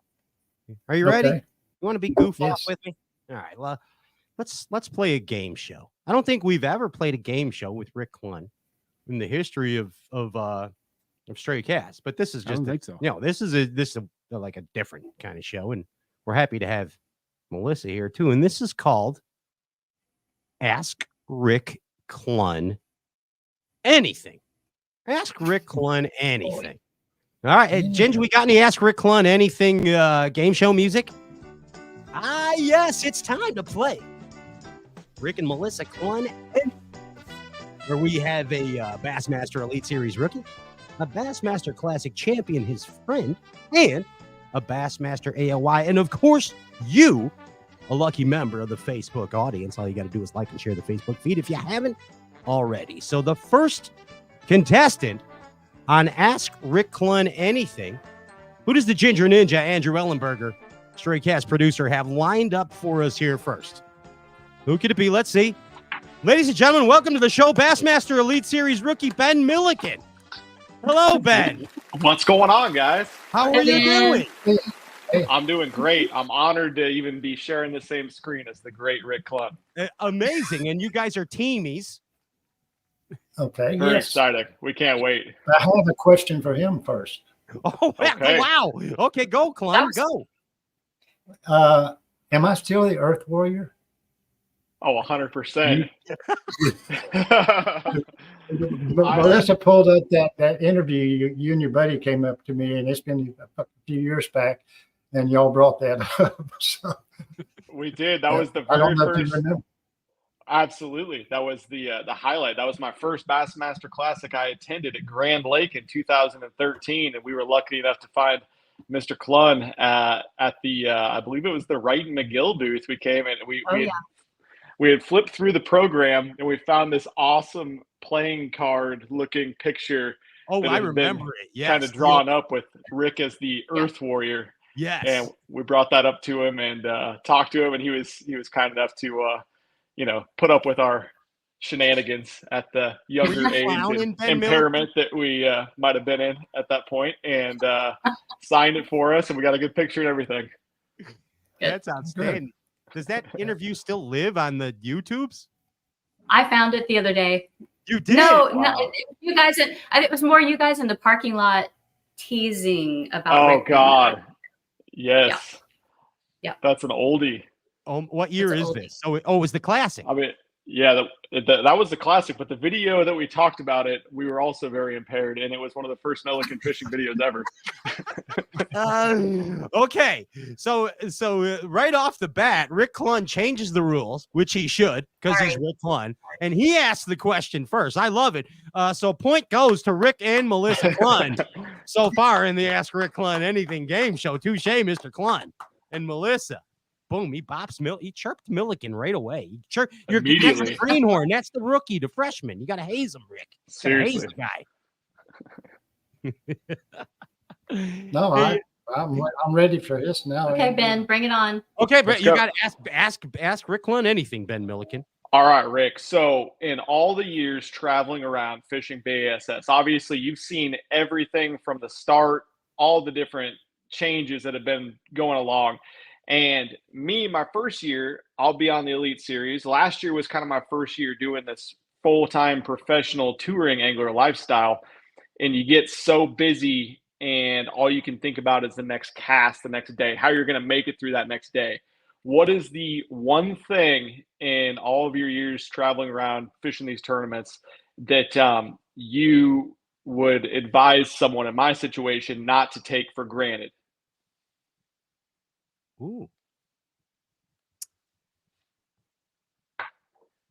Well, my biggest advice is that, and this often gets lost fairly quickly, is because you are in a situation where finances and economics play a big role. And yet at the same time, I can tell, and just by studying you and observing you, that the main reason you do it even now is the love of it. And so, sponsors are important, and there's no doubt you have to have them, and but never allow them to become more important than you. And what I mean by that is ultimately what's the most important with any angler is your own performance. Performance is what dictates your survival long term. Yes, social media plays a role, and all these other things you do to promote yourself play a role. And then they of course, every sponsors is everyone you get is a little invisible string, okay? And then there's another one and another one, and eventually you become this little puppet, that gets yanked around. This one starts yanking over here and yanking, and you're just like one of these little puppets you see. And yes, that's part of it, but you can never allow them to interfere any of that jerking and trying to get you to do this and do that. And they'll have their own philosophies about how it should be done, but never allow it to interfere with you continue to develop your performance. And you've done a good job in my short time being around you of doing that. And that's still primary number one. all this other is important, but never let that become less than number one. Awesome. Great. Really appreciate that. That's a really helpful answer. I love it. I think you guys should go do a forward facing sonar video together out there with Randy Blockett. So you, Rick, Randy, and Ben Milliken in the same boat, forward facing together. Just three happy guys. That would be interesting. That would be interesting. Randy and I will always be good friends, but just like the rest of the world, we have different views on a lot of things. That's okay. But my biggest failing that Ben, I'm going to pick his brain at, and I'll offer him to do the same with me on something. But my biggest failing is that I've been a power angler my whole career, and now obviously with forward facing, that doesn't seem like a power technique to me. In other words, the guy's sitting there in his chair with a spinning rod in his hand all day looking down, and that's just a bad observation on my part. But my body goes. My 77-year-old body goes, damn, that's great. Just sit down, put that little spinning rod. You're not making 2,000 casts a day like you think you have to every day. Right up your alley, Yeah. But my brain still won't let me do it. So I need to get with some people, and that's one area. But the other area is the bait that's always fitted in, and Byron Velvick introduced me to this a long time ago, are swim baits and glide baits. And the sport has evolved from, hey, in the old days, catch 1 5-pounder and then you get a limit. Nowadays, you better have all 5-pounders, especially on the good lakes we fish. And so that swim bait brought that in when we went to Clear Lake and some of these lakes where, you were catching 10-pounders. And that fits my style, of power. But one part of me it doesn't fit is the speed I fish at. And that I've had to change in 2016, 2019. I won both of those tournaments because I buried my power pose in the mud and went dissecting there instead of blowing through it in 5 minutes. Yeah. So, and I know him with swim baits there's a lot of knowledge there. 100%. You guys got a lot to learn from each other. I think I'm happy that you're Sixth Sense Waterland teammates now. I'm looking forward to a relationship with you two. Heck yeah, maybe we'll get out on the water one of these days. Yeah, no, I'd love it. Like I said, and of course that, you've been in the sport long enough. That's a delicate process. Okay. It's, and I don't know Ben, so I'm not including Ben in this one, but of all the years, one of the questions I get asked is, who do you trust most of the other anglers?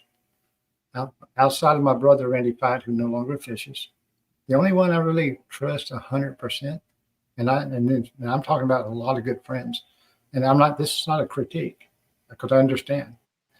It's Takahiro Mori. I never caught him once twisting the truth. Friends even twist the truth a little bit, Right. And because you admire that friend because you think, well, if I tell him everything, these guys are sharp. They're sharp nowadays. If you tell them a little tiny bit, they can beat you with it. So it really makes you, because of fear, protect it more. And so, and that's okay as long as you both understand, okay, this is what we're willing to do, and this is what, how this works. And, so he just wants some of your secrets, Ben. Not I just want a little piece of the swim bait glory. That's all. Well, hey, Ben, Rick's got one of those giant 60-inch forward-facing screens now on the front of the Nitro. Said 62 inch. Sorry, but that's 62 inch. I think it's 22. Oh, 22. Sorry, I was glorifying this for the talk shows. But so Rick's serious about it, Benny. He's serious about the FFS.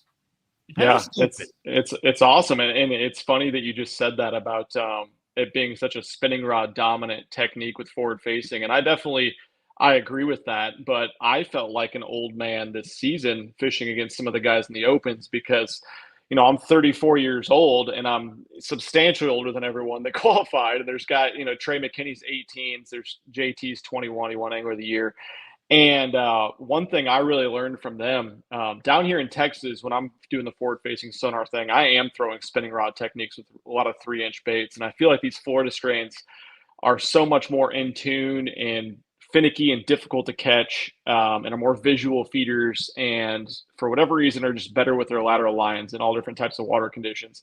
So I catch them really good on the small stuff and spinning rod. But what these guys taught me and what I saw repeatedly was they were catching them better than me and as good as me, using traditional techniques like throwing a jig, throwing a big drop shot, big power fishing techniques in places where traditionally you would never think that a forward facing sonar would be really applicable.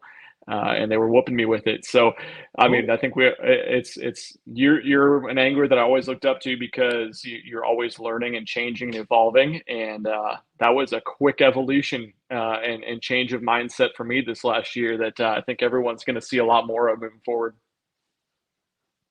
Excellent. No, I do too. Have you seen any of the new Berkeley stuff? I haven't. I'm just hearing about it. Do you know anything about any of it? I might have a few. I might have a few of them. Might have picked a few up. I got a couple of them too, gentlemen. I got a couple of them stashed, and I don't even have a forward-facing sonar. But I'm here. Did you know that so we just did a sports show, guys, in Chicago. It was Matt Robertson and myself and Ryan Whitaker, and Matty was doing a seminar on that backwards jerkbait, the cridge. And I got to tell you guys, it's kind of just it's kind of like a flying lure.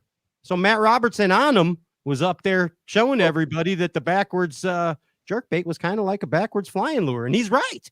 He's really right. I mean, it's flying lure that wobbles. Yeah, it gets right in their face. Yeah, it's right in their face. So, hey, I'm looking forward to you guys evolving together this year on the Bassmaster Elite Series. And Benny, thanks for coming aboard and playing the first ever edition of Ask Rick and Melissa Clunn Anything.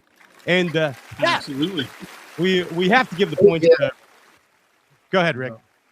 No, I just want to thank Ben for not bringing up the Indian princess deal. We covered that. Yeah, we got that. It was Indian priestess, is what Indian it is. priestess. Yeah, there's a priestess. Yeah, either one. That's more accurate. She just shushed him. For the podcast listeners, Melissa Clunn just shushed Rick. Benny Milliken, we'll see you in Tejas. Sounds good, guys. Thank you very much. Nice to see you guys. Thank you very much, Bass Galaxy. That's Benny Milliken. Right there, Bassmaster Elite Series rookie. Not just a YouTuber anymore, folks. Benny Milliken. Hey, Andrew Ellenberger, Ginger Ninja, who's up next on Ask Rick Clunn Anything? Who can it be? Who do we got? Yes, it's time. Destined. Ladies and gentlemen, it's the one and only Dirty Llama, Mr. Seth Feider. Hello, Bass Galaxy. Give it up to Seth Feider. Hi, Melissa. Hey, Rick.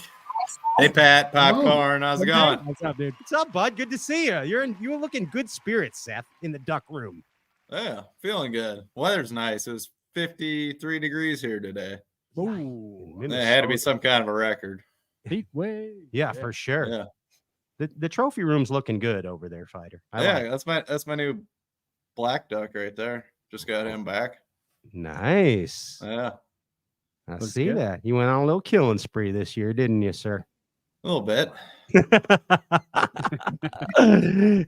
Hey, Rick, I know that you and Melissa are no stranger to this gentleman right here, Bassmaster Angler of the Year, and just a pretty cool, proper bassin' man, old Seth Feider. So, Seth, that being said here, if you had a chance to ask Rick Clunn anything, what's it going to be? Fire away at Rick and Melissa. I have a two-part question, and you've been doing this a long time. I know you probably don't dwell on stuff too much, but first part of the question is, as far as tournament fishing goes, not so much life or anything like that, but as far as tournament fishing goes, what's your biggest regret or like the one tournament you wish you could do over? And then also the second part of that question, like what event or day on the water are you the most proud of? Might not have been a win or anything, but that you just, are the most proud of. The first one is fairly easy because I've always tried to practice, and I believe in the theory of you have to control all the controlled variables, because fishermen, we deal with a lot of uncontrolled variables. Yeah. And you can't control all of them. So the controlled ones you have to control. You can never allow a controlled variable to beat you. And I did that one time. I did it more than once, but one time it was really catastrophic, and it was a BAS tournament on Lake Texoma.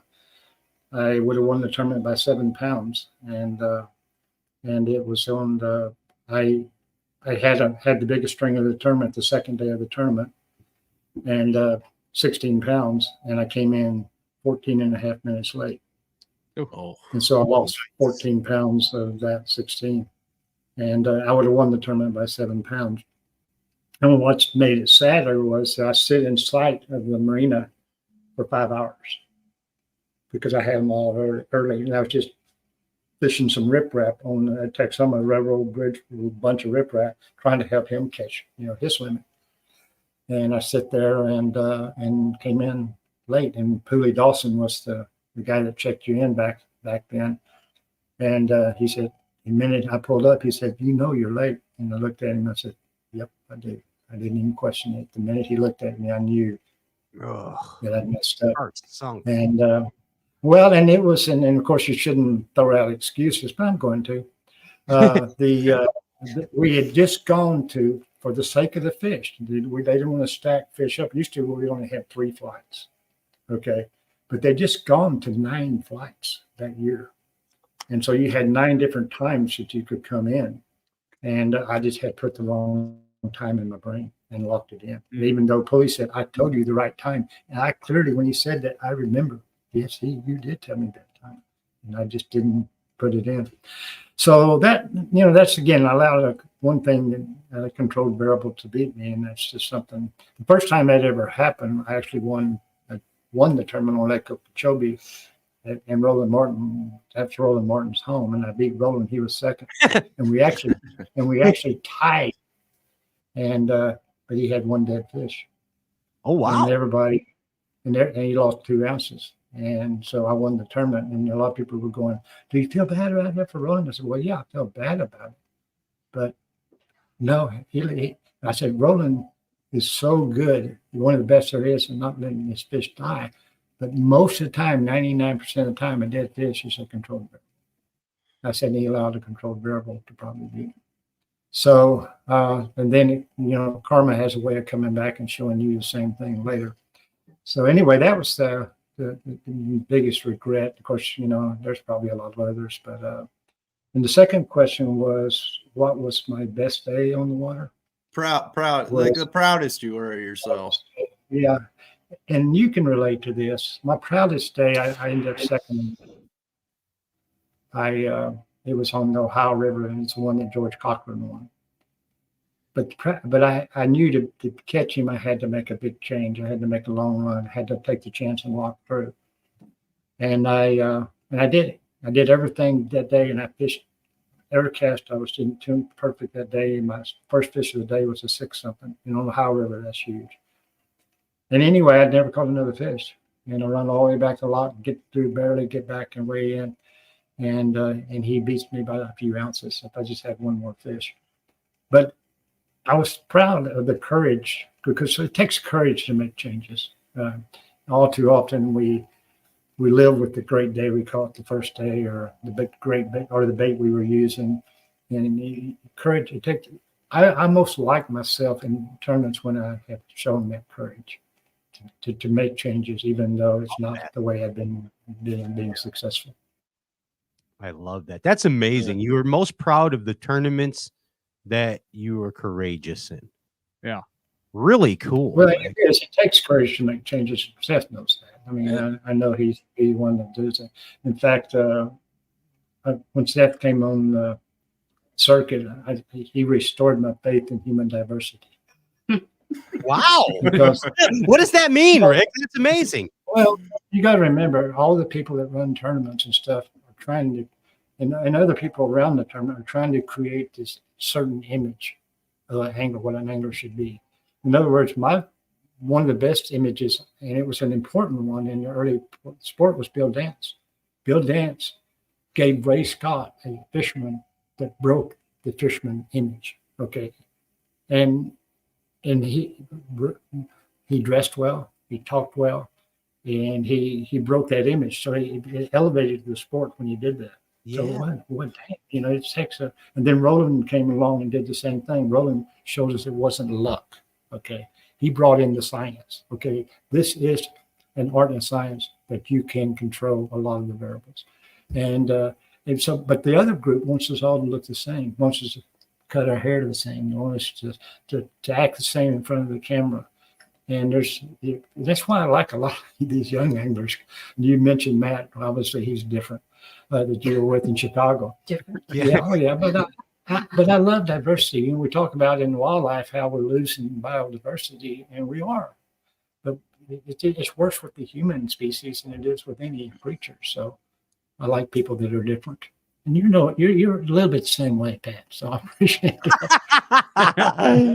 we kind of all fit that mold, and I think that's amazing that that you said that you enjoyed the diversity that Seth brought to the sport when he first came in, because he's not a cookie cutter. You know, I mean, he's got the long hair. Rick. You had the long hair too in 2000, Rick. That was amazing. Oh, yeah. We like ponytail Rick Clunn. Oh, yeah. Well, I'm one of you. So I'm not always going to say what they want to say. And Ray Scott was always scared to death of that. When I get on the stage, he was afraid what's going to come out of my mouth. You know, yeah. Even when the two presidents were there, one won the Classic in 1984, Bush on one side and Clinton on the other side. Ray, the night before, I had a big lead, so he figured I was going to win. And he comes up to me, Rick, you want me to write what you need to say today? He's afraid what I was going to say. You got to write it. These politicians. and I said, no, Ray. I wouldn't remember it. I said, and I didn't know what I was going to say. And then the right thing, occasionally the right thing does pop out. So. Yeah, that's awesome. Hey, Rick, you and Melissa now have an opportunity to ask Seth Feider anything. What do you think about that? You got anything for Seth?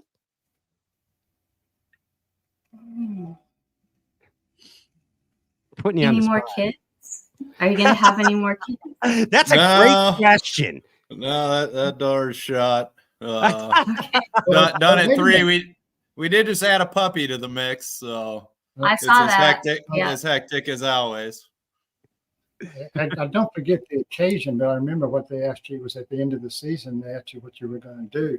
You said, I'm going to go shoot some of those ducks and get my wife pregnant. So if you're not getting her pregnant, you can't shoot no more ducks, right? Wow. I'm still trying. It's just not working anymore.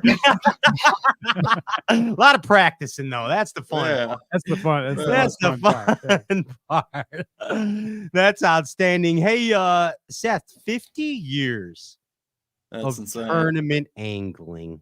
Yeah. Could you imagine you at 50 years, Seth Feider, tournament angling? No. Can't. Future Seth? I'm going to go as long as I can, but I'd be happy if I got half that much, to be honest with you. And you got to add to that, okay? You got to add to those 50 years. When did those 50 years start? Y'all just mentioned an 18, Ben did, an 18-year-old and a 21-year-old coming into the sport. Sure. I didn't even start until I was 26. Wow. So I put in 50 years after I was 20. Nowadays, I think somebody could come close. I don't think anybody would be crazy enough to fish that long. But these kids are starting at 16, 17, and 18. I mean, they're already 10 years ahead of where I was when I was in my 30s. By the time they reached 25, So, No doubt. and you started what age, Seth? When you came on the circuit? Pro, I was 29, 30. Yeah. Okay. Something like that. I mean, I've been fishing since I was a kid, but as far as pro tournaments go, I was about 30. So, but I still, that's one, everybody talks about breaking records. If I had to put house money on, that's one that will not be broken. Yeah, I believe you. Not compete in one circuit that long, because I've competed in many, many circuits, but pick one, let's bass or one of the other 50 years. I wouldn't, if you'd asked me, if you'd asked me the same question you just asked Seth, I'd said no way. Not happening, huh? Unreal. Hey, Seth, I got to tell you, I just was telling Melissa today about your dad, about Pedro. And because Melissa's into the rocks as well, and the magic of rocks. Yeah. She just got back from a rock convention, and I was like, well, Seth's dad has the most magical rocks in the vast galaxy. Yeah, he's got all kinds. Yeah, we got to get the Clunn some of Pedro's magical pocket rocks. Okay, we can do that. I actually got a little stack of them at the house. Hey, Rick. So, and again, real talk, Pedro goes into a porthole in the garage and extracts magical rocks. And the rocks that he gives people to, amazing things happen to him. No denying. Amazing things happen. So the powers are there. Yeah, I'll just quote a famous astronaut. The only thing that is difference between normal and paranormal is just a gap of knowledge. Is the what? And the so gap? Gap in the knowledge. gap of knowledge that's between the two, the separate two. It just means we're not. There's so much we don't understand. Yeah. There's so many. So I don't question anybody now. After I talk to them a while, I might question them. But, we wouldn't question Seth's dad. I've been accused of flying around, levitating. Over Jay Ellis's bed. Yeah, we heard you possessed him. You're the one that brought that up. Yeah. Yes. You possessed Jay Ellis, and you and Satan. You said if you were going to be flying around, you could go anywhere. You'd pick somebody better to look. It wouldn't be over their bed. Yeah, pick a different bed to watch. There's a lot of good choices there. Ladies and gentlemen, this is Seth Feider. And thank you so much, Seth Feider, for coming aboard and asking Rick Clunn. Thanks for having me. Yeah, bud. Best of luck in 24. Bye. See you in Texas. See you in a couple weeks. See you guys. That's Seth Feider. I love it. All right. Are you liking Ask Rick Clunn anything so far, guys? Are you like it? You bet. Okay. Let's bring it on. Let's bring it on. I'm not sure. Are we ready? What do we have next on Ask Rick Clunn? Holy cow, look at these two guys. They must be in a garage. It's the one and only Bassmaster Classic champion Jeff Gustafson and Elite Series champions Carl Jocumsen. Look at this. Look at you guys. You look amazing. Hi, guys. What's up, guys? Rick and Melissa, you know these guys. You know these Oh, dudes. yeah. Where y'all at? They're in their garage. I know, but where's the garage at? We're in my shop up in Chattanooga. It's a secret location. It's underground. It's kind of like the Bat Cave, Rick. But I made my way south a couple days ago. I had enough ice fishing, and I was wondering if that's where you were, or you were south or what. yeah, so I just got down here, and looking forward to getting back after it in the boat. But good show tonight, guys. Top notch. We've been enjoying it. Yeah, we're having fun. And I mean, I know you guys are both know Rick and you both know Melissa, but a lot of times in the hustle and the bustle of the Bassmaster Elite Series Tour, you might not always be able to ask each other some things that you want to ask each other. So tonight, Carl, you and Gussie, you have a very unique opportunity to ask Rick and Melissa Clunn anything. So let's let Carl go first. Okay. And Carl, what would you like to ask Rick? First off, I want to say big thank you to both Rick and Melissa. Just big inspiration, and thank you for the support for me and Kayla. I know you support Kayla a bunch, and wearing the Fear My Heart hat and all of that, it just means a lot to us. So I want to say thank you for that. I have a bit of a two-part question. I just thought of one. Is it ever possible we're going to see you in Australia to catch a barramundi one day? Okay.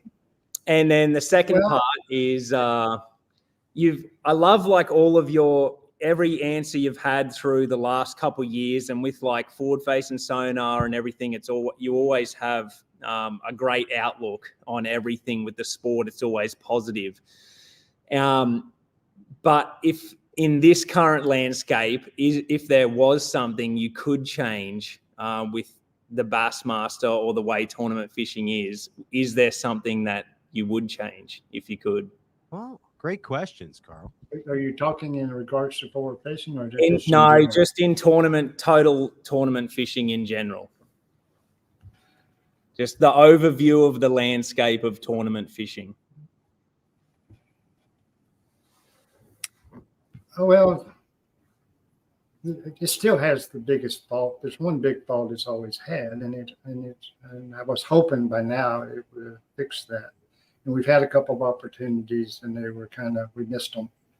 But the main one is, you guys know, I'm not telling y'all nothing, but we have, unlike other sports where we haven't been successful in getting the non-endemics really involved at a big level. Fishing industry, we all know, is so small, and the big guys in there are the outboard companies and the boat companies, and poor tackle guys, they barely stay alive in 3 or 4 years, and then they got to go get another loan. So that is something I wish I knew the magic combination to, but I don't. Hopefully social media will eventually lead us that way. But that's, we're always fighting because we've got more people participating than we've ever had, the college kids and high school kids. So there's more and more pressure being put on the endemic sponsors. And fortunately, fishermen, the one thing that you guys don't understand is the greatest gift that Bass has ever given us is given it to us by Jerry McInnes.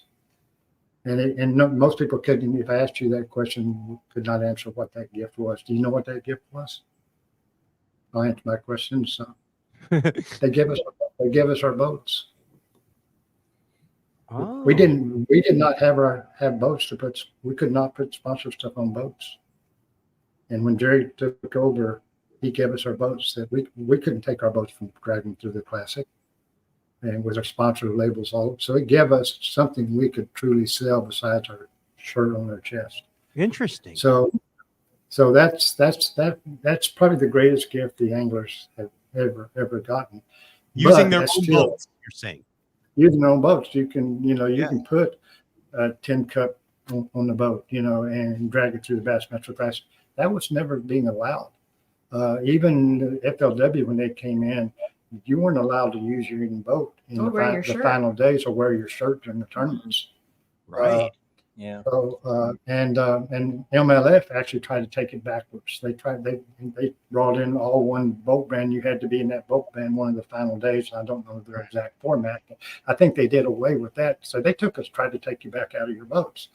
So that's still the greatest gift that we've had as an angler. Now social media may be the second greatest because it's so hard for these sponsors to weigh what your value was. But so I don't really have a good answer for what is everybody thinks, that it's not really going to change all these little Band-Aids you put on it. It's not going to change the big question until you get non-endemics involved. Yeah. What was the second part of the question? Are we going to see you in Australia to catch a barramundi one day? Yes. Well, I kind of wanted to go, but then Bobby Dennis has gone down there a bunch of time, and his wife, he took his wife. That's probably why they're not married together anymore, and they were fishing. I guess y'all do that at night too, a little bit. Yeah. Yep. And anyway, and she fell over, and a big croc almost got her. So, Really? Really? Do y'all want to go down there with a big croc swimming around? You can handle a croc, Clunn. You're nothing. Croc's got nothing on Rick Clunn. The crocs are all in the salt water, so we're in little reservoirs above the dam. We're good where you catch the barra. Smash. I personally would love to come to Australia. You see who's talking? If you convince her, I have no choice. All right, I'll go Taylor on the job. See? Yeah. All right. Well, that's amazing questions, Carl. Go. And seriously, that was awesome about Jerry giving the anglers the boats. Really cool answer. Didn't really. Yes, everybody forgot about that. That was all the way back in 2006, right? I don't. Was it? I think the start of the Elite Series is when that started. Yeah. Yes, and see that's the other thing he did that most people don't realize. He made us wrap our boats, and even a lot of your boat companies would not let you put stuff on their boat. But when we started wrapping them, they had to give that up, and so you could wrap it and put your sponsors on there with it. So, and he actually, due to ESPN, they said you have to wrap your boat. You have to have a certain style tournament jersey. So he made us look more professional. But the biggest financial thing, still not big enough, was giving ourselves votes. Interesting. That's amazing. Hey, Gus, what do you got for the legend, Rick Clunn, a Bassmaster Classic champion, the king of moping? What do you mean, Bassmaster what? Yeah, Bassmaster Classic champion, Jeff No, Gustafson. you're not saying that. You're not saying that right. Oh, No. Wait, okay, correct me, please. World champion. World champion. Thank you.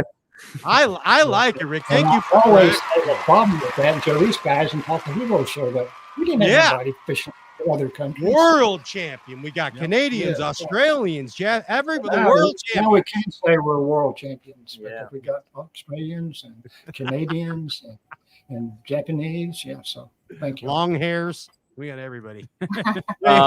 Hey, you know what, Rick? The last few years, we love that you're still fishing, and we hope you don't retire anytime soon. And I've some of my favorite, most memorable moments the last 5 years I've got to fish in the Elite Series. Just I love when I've got to be next to you in the bag line a few times, and I just love that you like to chat with all of us. And it doesn't have to be about fishing, and we all enjoy all that and really treasure it. So but who, like, back in through over all the years, what angler like scared you the most? Like, who gave you who worried you the most? The intimidator.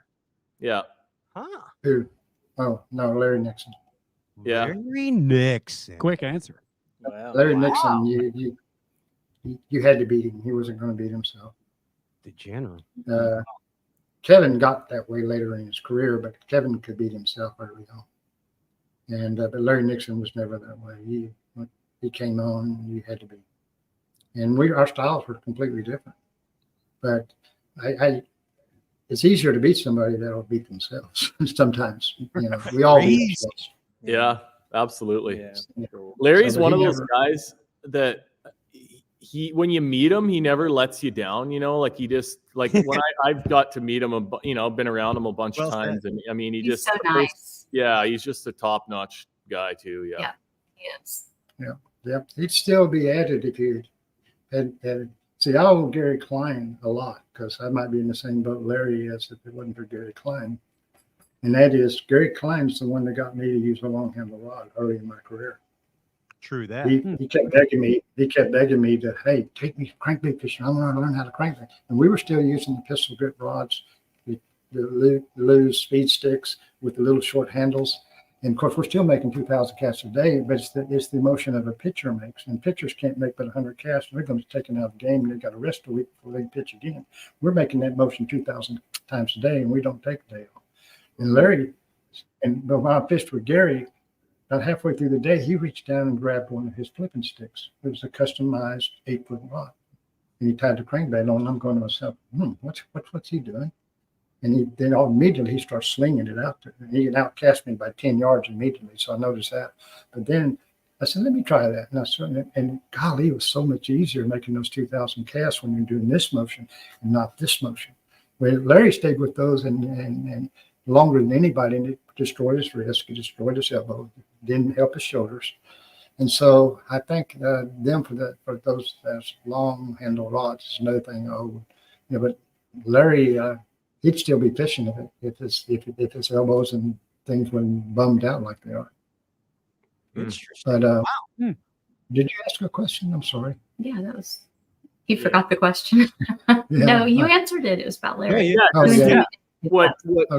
Who worried you and scared you the most? But. Yeah, and it was Nixon. Yeah, Nixon. Crazy. I never knew that, Rick. Well, and no, most people don't, because it's like,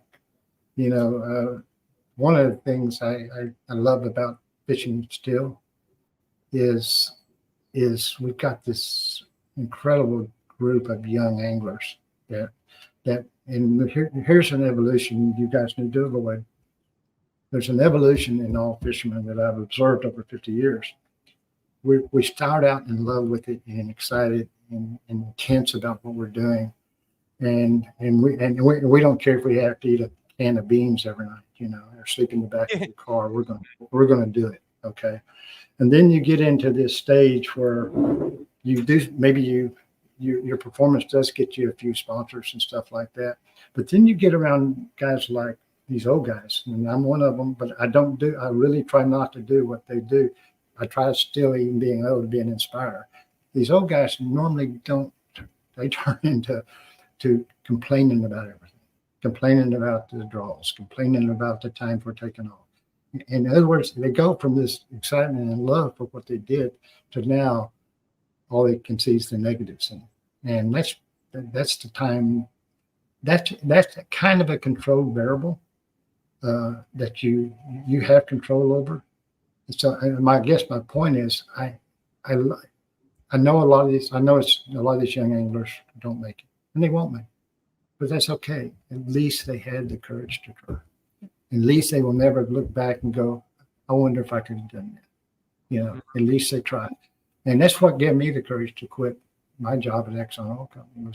I listened to my father-in-law, who was a golfer. He crushed his hand under a machine and couldn't golf anymore.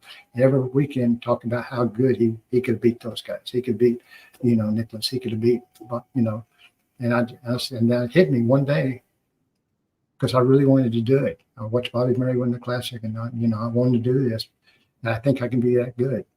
Yeah, but if you don't know, if you didn't try, then you'd never know. So at least that wouldn't going to be one of my regrets. So, courage is a recurring theme here tonight. Courage. Oh yeah, it definitely is, and not lying the business of the sport, because I fight it. I fought it in my career, the business of the sport, to steal you of the love of it. That's outstanding. Good questions, boys. You think you guys were champions or something with questions like that? Hey, Rick and Melissa, do you have anything you want to throw at these two boys? I'm putting you on the spot again. I'll let her do the dirty work. No. I mean, there's so many questions because, like I said, look where they came from to do what they're doing. Yeah, the journey they've been on. It's unreal. It hadn't been 50 years, but somebody coming from Australia, leaving everybody and everything they know. Takahiro was the first one I observed coming from Japan, couldn't even speak the language. His parents didn't even approve of him coming over here, and doing it. I mean, what they had to put up with, from different cultures and people when they come over here. You Canada guys, they've done a tremendous amount of comic stuff about you Canadian people here. You've seen it back when Saturday Night Live would do that Canadian guy. I don't know. You guys are even too young to have seen that. I know what you mean, though. Yeah, like fucking Bob, Strange Brew. Yeah. Gussie says, He a lives lot. up- You hosers. Yeah. That and how he lives up on the Arctic Circle, close. I mean, that's amazing. So this is where they were gaining the knowledge, because there used to be a theory in bass fishing that if you didn't live in the South, you'd never be a good bass angler. That was a strong theory. Kevin is the one that really broke that theory, being from Michigan. But then now these guys, the Johnson brothers and these guys coming in from Canada, well, yeah, they can fish, but they're not going to win, Lo and Boy, behold. do they. Lo and behold. Hey, Yeah. Rick and Melissa, I got to tell you that actually I hang out with Gussie a lot, and he says y'all now more than he says eh. He says I started y'all. saying it. Yeah, I don't. Him. He says he doesn't say eh. He says y'all. I don't know. Carl too. Carl says, put some shrimp on the Barbie, y'all. I'd get a lot of crap from my mates back home if I started saying that. Faster. Hey, More efficient. Gussie and Carl, why don't you guys stick around and let's bring on, if Andy's ready. I think he picked it through the randomizer by now, I should hope. Let's bring on the lucky Straightcast viewer. Andy, are we good? We are good. It's Trent Webb won the randomizer. Tell me his name again, please. Trent Webb.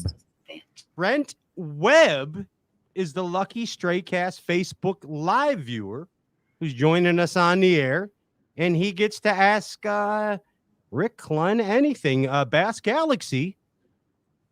Mr. Trent Webb. Yes, and he's a long hair. We like this guy already. We already like this guy. Welcome to the How's it going, guys? Oh, Trent Webb. Hi, Trent. Hello. Hey. You're no stranger to Stray Cast. We've seen you around here many times, bud. Yeah, I've been watching for a little bit. Good to see you, bud. I'm glad that you got on, man. That's really cool. It's awesome. Thank you for the opportunity. Yeah, for sure, dude. Where are you at, Trent? I'm in Nashville, so just up the road from Carl. Gus, he won something over there. Yeah, Carl lives over there. Yeah. That's awesome. What kind of question you got for Rick Clunn? Well, Rick, first off, congrats on 50 years. It's like, what a wild ride. So thank you for letting us watch your journey. Awesome. Another grand inspirer was Doug Hannon. Oh. Do you have any Doug Hannon stories or learnings from him? And if you don't, do you have any other anglers that you learned a great amount from and continue to learn from it? I like the Doug Hannon question. That was cool, actually. Yeah, and I actually knew Doug fairly well. He was kind of an anomaly because he wasn't a tournament angler. He was a big bass fisherman, as you know. At that stage of my career, and it took a while for me to catch a bass over 8 pounds. In fact, that used to be my least favorite question when I did seminars before audience. There's always a 10-year-old kid that'd hold up and go, "Mr. Clunn, what's your biggest bass?" And I go, 8 ounces. And he'd go, and I'll never forget the first one that asked me that. He said 8. I said 8 pounds, 8 ounces. And he goes, "Well, shit, my grandma caught one bigger than that." And this scared me to death after every time they'd stand up. But Doug, he's caught more 10-pounders than about all of us put together at that point in time because that's all he fished for. Now, he did fish a lot of live baits, but he did fish artificials as well. And and I really tried to learn from him. But the one thing I learned and even know better now was that I fished way too fast to catch big fish most of my career. I was fishing for 2-pounders, and I was going to catch more 2-pounders than anybody. Because back then it was a 10-fish limit, dropped to a 7-fish limit, and then eventually went to 5. Well, that slowly increased the importance of quality fish when you did that. Because I figured if I can catch 10 a day in 3-day tournament, if I can catch 30 and just 2 or 3 good ones, I'm going to beat most people. But when that started changing, then I started really picking Doug's mind. And one thing he kept telling me was, "You fish too fast." He said, "If you know the big fish are in that area, you need to really, really slow down. And there's just a small window of the day that they're going to feed, and you got to figure out that small window." And he said, "You can fish all over the lake, but if you want to catch those big ones, you've got to know that window and be there, during that window of time." He says, "Because you can fish through big fish all day. If they're not aggressive, you'll never know they're there, especially back during those days." So I did, learn a lot from Doug, even though he was really, really quite different. He was kind of a genius for his time. Yeah. That's great question, Wow. Trent. It seems like such a common thing that we all ignore too. You always hear that. You always hear people saying, people are fishing too fast. This guy's fishing too fast. It was fishing too fast. Nobody ever says you weren't fishing fast enough. You hardly ever hear that. We all just ignore it. Here it is again. Guilty. Well, I can tell you, Aaron Martin's won the second U.S. Open. He come up to me. He was just a young California angler, and Aaron Martin said, "How in the hell can you beat us out here in the West in July and August when it's 125 degrees fishing fast? How can you do that?" And I looked at him and I said, "You just keep fishing that sissy crap you're throwing and you'll never beat me." Okay. That karma has come back and bit me big time. These guys are throwing that little spinning rods and stuff nowadays, and they're just eating my lunch. So be careful what you say; it'll come back and bite you. But no, I was one of those that if you weren't making 2,000 casts a day and you weren't covering water, you just weren't going to get it done. And of course, Kevin made his career pretty much the same way. And we're all products. You said we're all products of those that came before us. Even the ones we didn't like.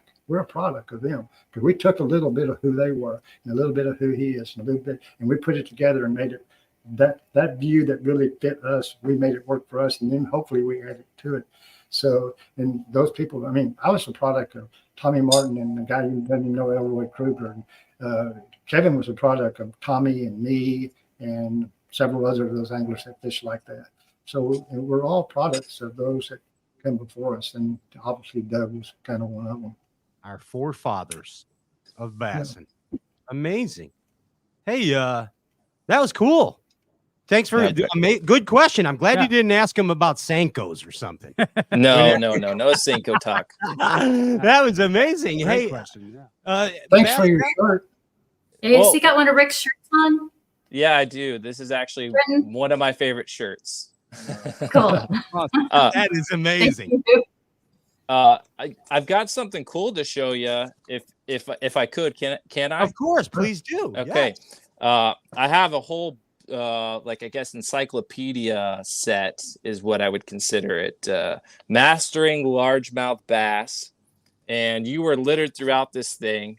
And here is a photo of you back in the day. I don't know if you could see that or not. Oh yeah, with the old pistol grip, ironically. Yeah, but you're throughout this whole thing. Do you remember contributing to this book at all? That's a North American Fisherman logo I saw on that. Remember that, Gussie? The North American Fisherman? That was everywhere, that silver logo. Most common sticker on a tackle box. Yeah. Yeah, you're... Bill Linder took a lot of the photos. Did a lot of that kind of stuff. When you win one of the classics, and everybody then wants to pick your brain, and there's, you know, and Wrightstein's and Bassmaster was all that Bassmaster did that one, or is that a different? This is North American Fishing Club is who wrote this one. Larry Larson, I believe, was his name. Okay. That's a Yankee thing. There's a Yankee. Sometimes it scares me to go back and reread what you thought was, you know, what you were supposed to be expert at, you know? Because views change, and we're learning that big time right now. You know, what we used to think about deep water fish is totally being rewrote as we speak due to, you know, forward facing sonar.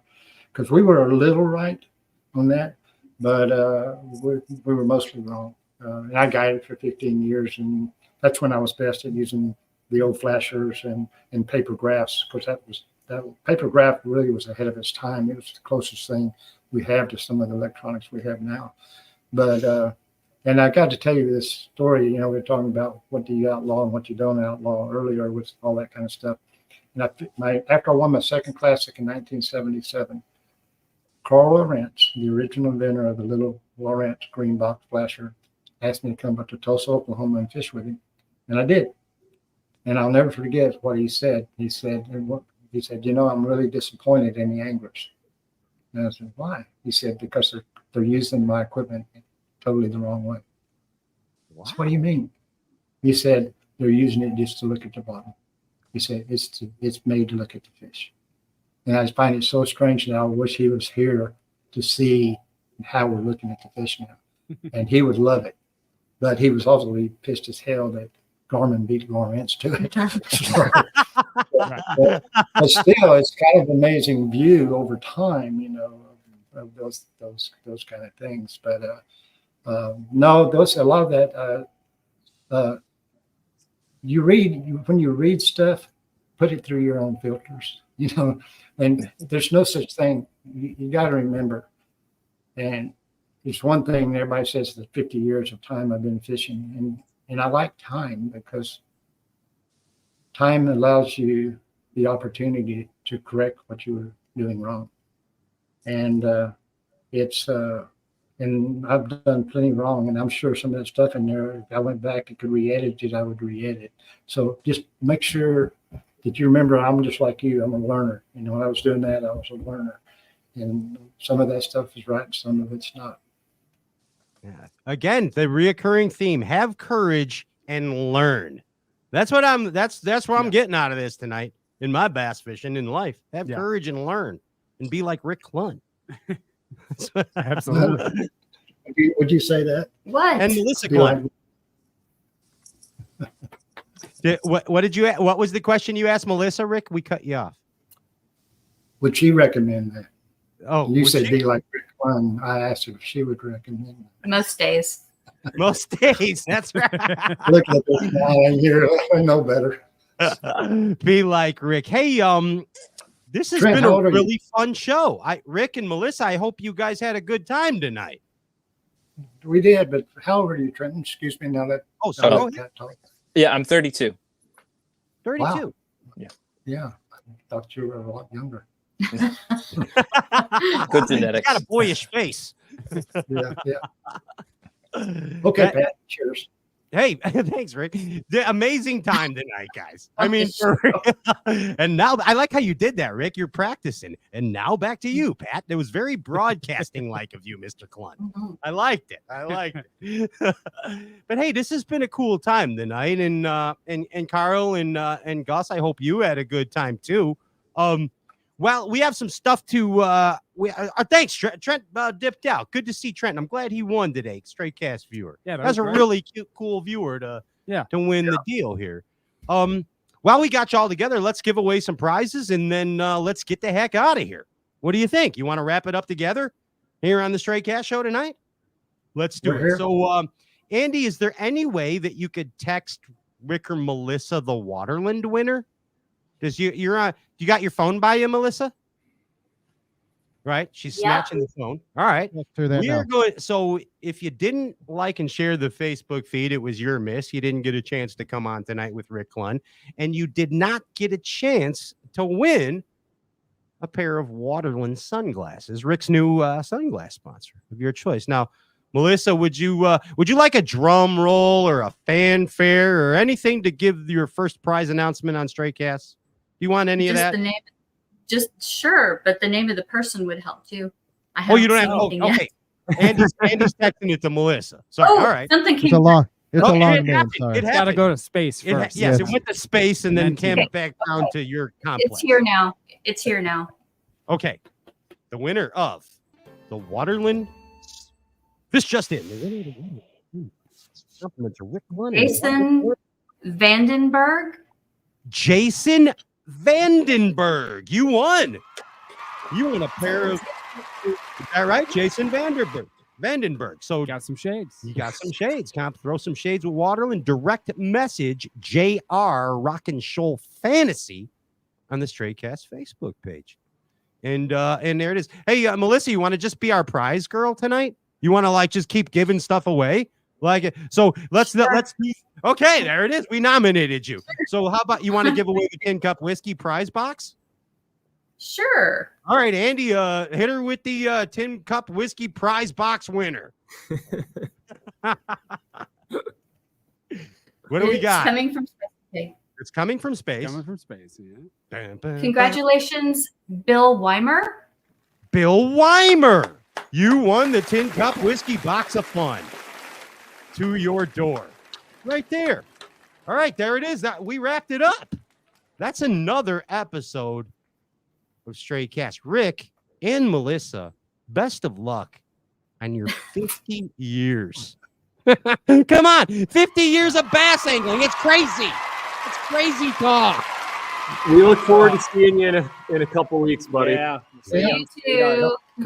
Couple of weeks. Watch out for all the trees. I think the lake's going to come over top of them, though.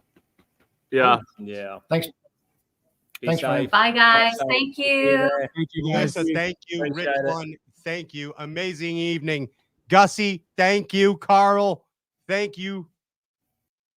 Peace. Wow. Popcorn. Yeah. That was awesome. Another Rick Clunn evening with. So good. Holy smokes. Where's Andy Ellenberger? Come here, Andy. Come here, Andy. Yeah, there. Give me a minute. Andy, are you home? Yeah, hold on a minute though. Andy's still wrapping things up. Producers do stuff like that. I'm doing What was something your here. favorite part? My favorite part was everything Rick Clunn said tonight. Yeah, and Melissa. Same here. Like I did when I thought I couldn't know anymore, I knew more. Yeah. And I want to be more courageous in everything I do. After listening, I'm being serious. Yeah. I am going for it. Everything I do, I'm giving 0 F's and going for it. I just liked hearing that that's his proudest moment. was from the Courage. From the That- Courage that's all- tournaments. I wish I would have heard that 20 years ago. Ryan, you need to make some 37-mile runs down the Because river. now if I'm thinking about making a 50-mile run, I'll be like, well, I'll feel good about myself after I do. I've never thought of that before. I'd be like, yeah, you feel brave. Unreal. Even if you come back with nothing. You took the chance. Swing for the fence. When you see a chance, take it. Long romance, make it. Right. There it is. Hey, another amazing edition of Stray Cast tonight. I had a swell time. So good. If I must say. So fun.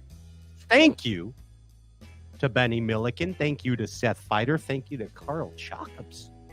Thank you to Jeff Gustafson. Thank you to Trenton Webb. And thank you to every single one of you out there in the Bass Galaxy. Thank you, BASS, for the amazing opportunities you provide these anglers because of a little fish right here. Thanks, Ray Scott, for your dream. Hey, Stray Cast throws shade with Waterland sunglasses. Thanks, Zach and the boys, for giving away shades tonight. Thanks, Luke Foley and Tin Cup Whiskey, the official brown liquor of Bassin, for giving away a Tin Cup Fun Box. Omnia Fishing, Sims, Bob's Machine, Impulse Lithium Batteries, Berkeley Fishing, Abu Garcia Fishing, We Float on Crestliner, and of course, we power pull down for pleasure. Bass Galaxy. Oh, and Tightrope Fishing, of course, Tightrope Fishing. Calsag Bass Anglers. Calsag Bass Anglers. Boom, bom, poo, popping. Bob Cobb. Thanks, Bob Cobb. Thanks, Bob Cobb. Thanks, Mick Jagger and Keith Richards, too, Yes. for your Yes. your beginning part of it. And hey, I'm Pat Renwick. We might be back next week. We might not. That's the beauty of Stray Cats. But It's a hey, cliffhanger. best of luck to all of the competitors in the Opens tomorrow on Yes. Lake Okeechobee, to our horses in the race. And don't forget to check out the best bass fishing hosts in the business. That's Brad Leitner and Jamie Bruce on Into the Great Wide Opens on the Stray Cast Network. I'll see you then, or I'll see you on another time. I'm Pat Renwick. I'm out of here. That's Ryan Popcorn Whitaker. And this has been an Andrew Ellenberger Ginger Ninja production. Ciao.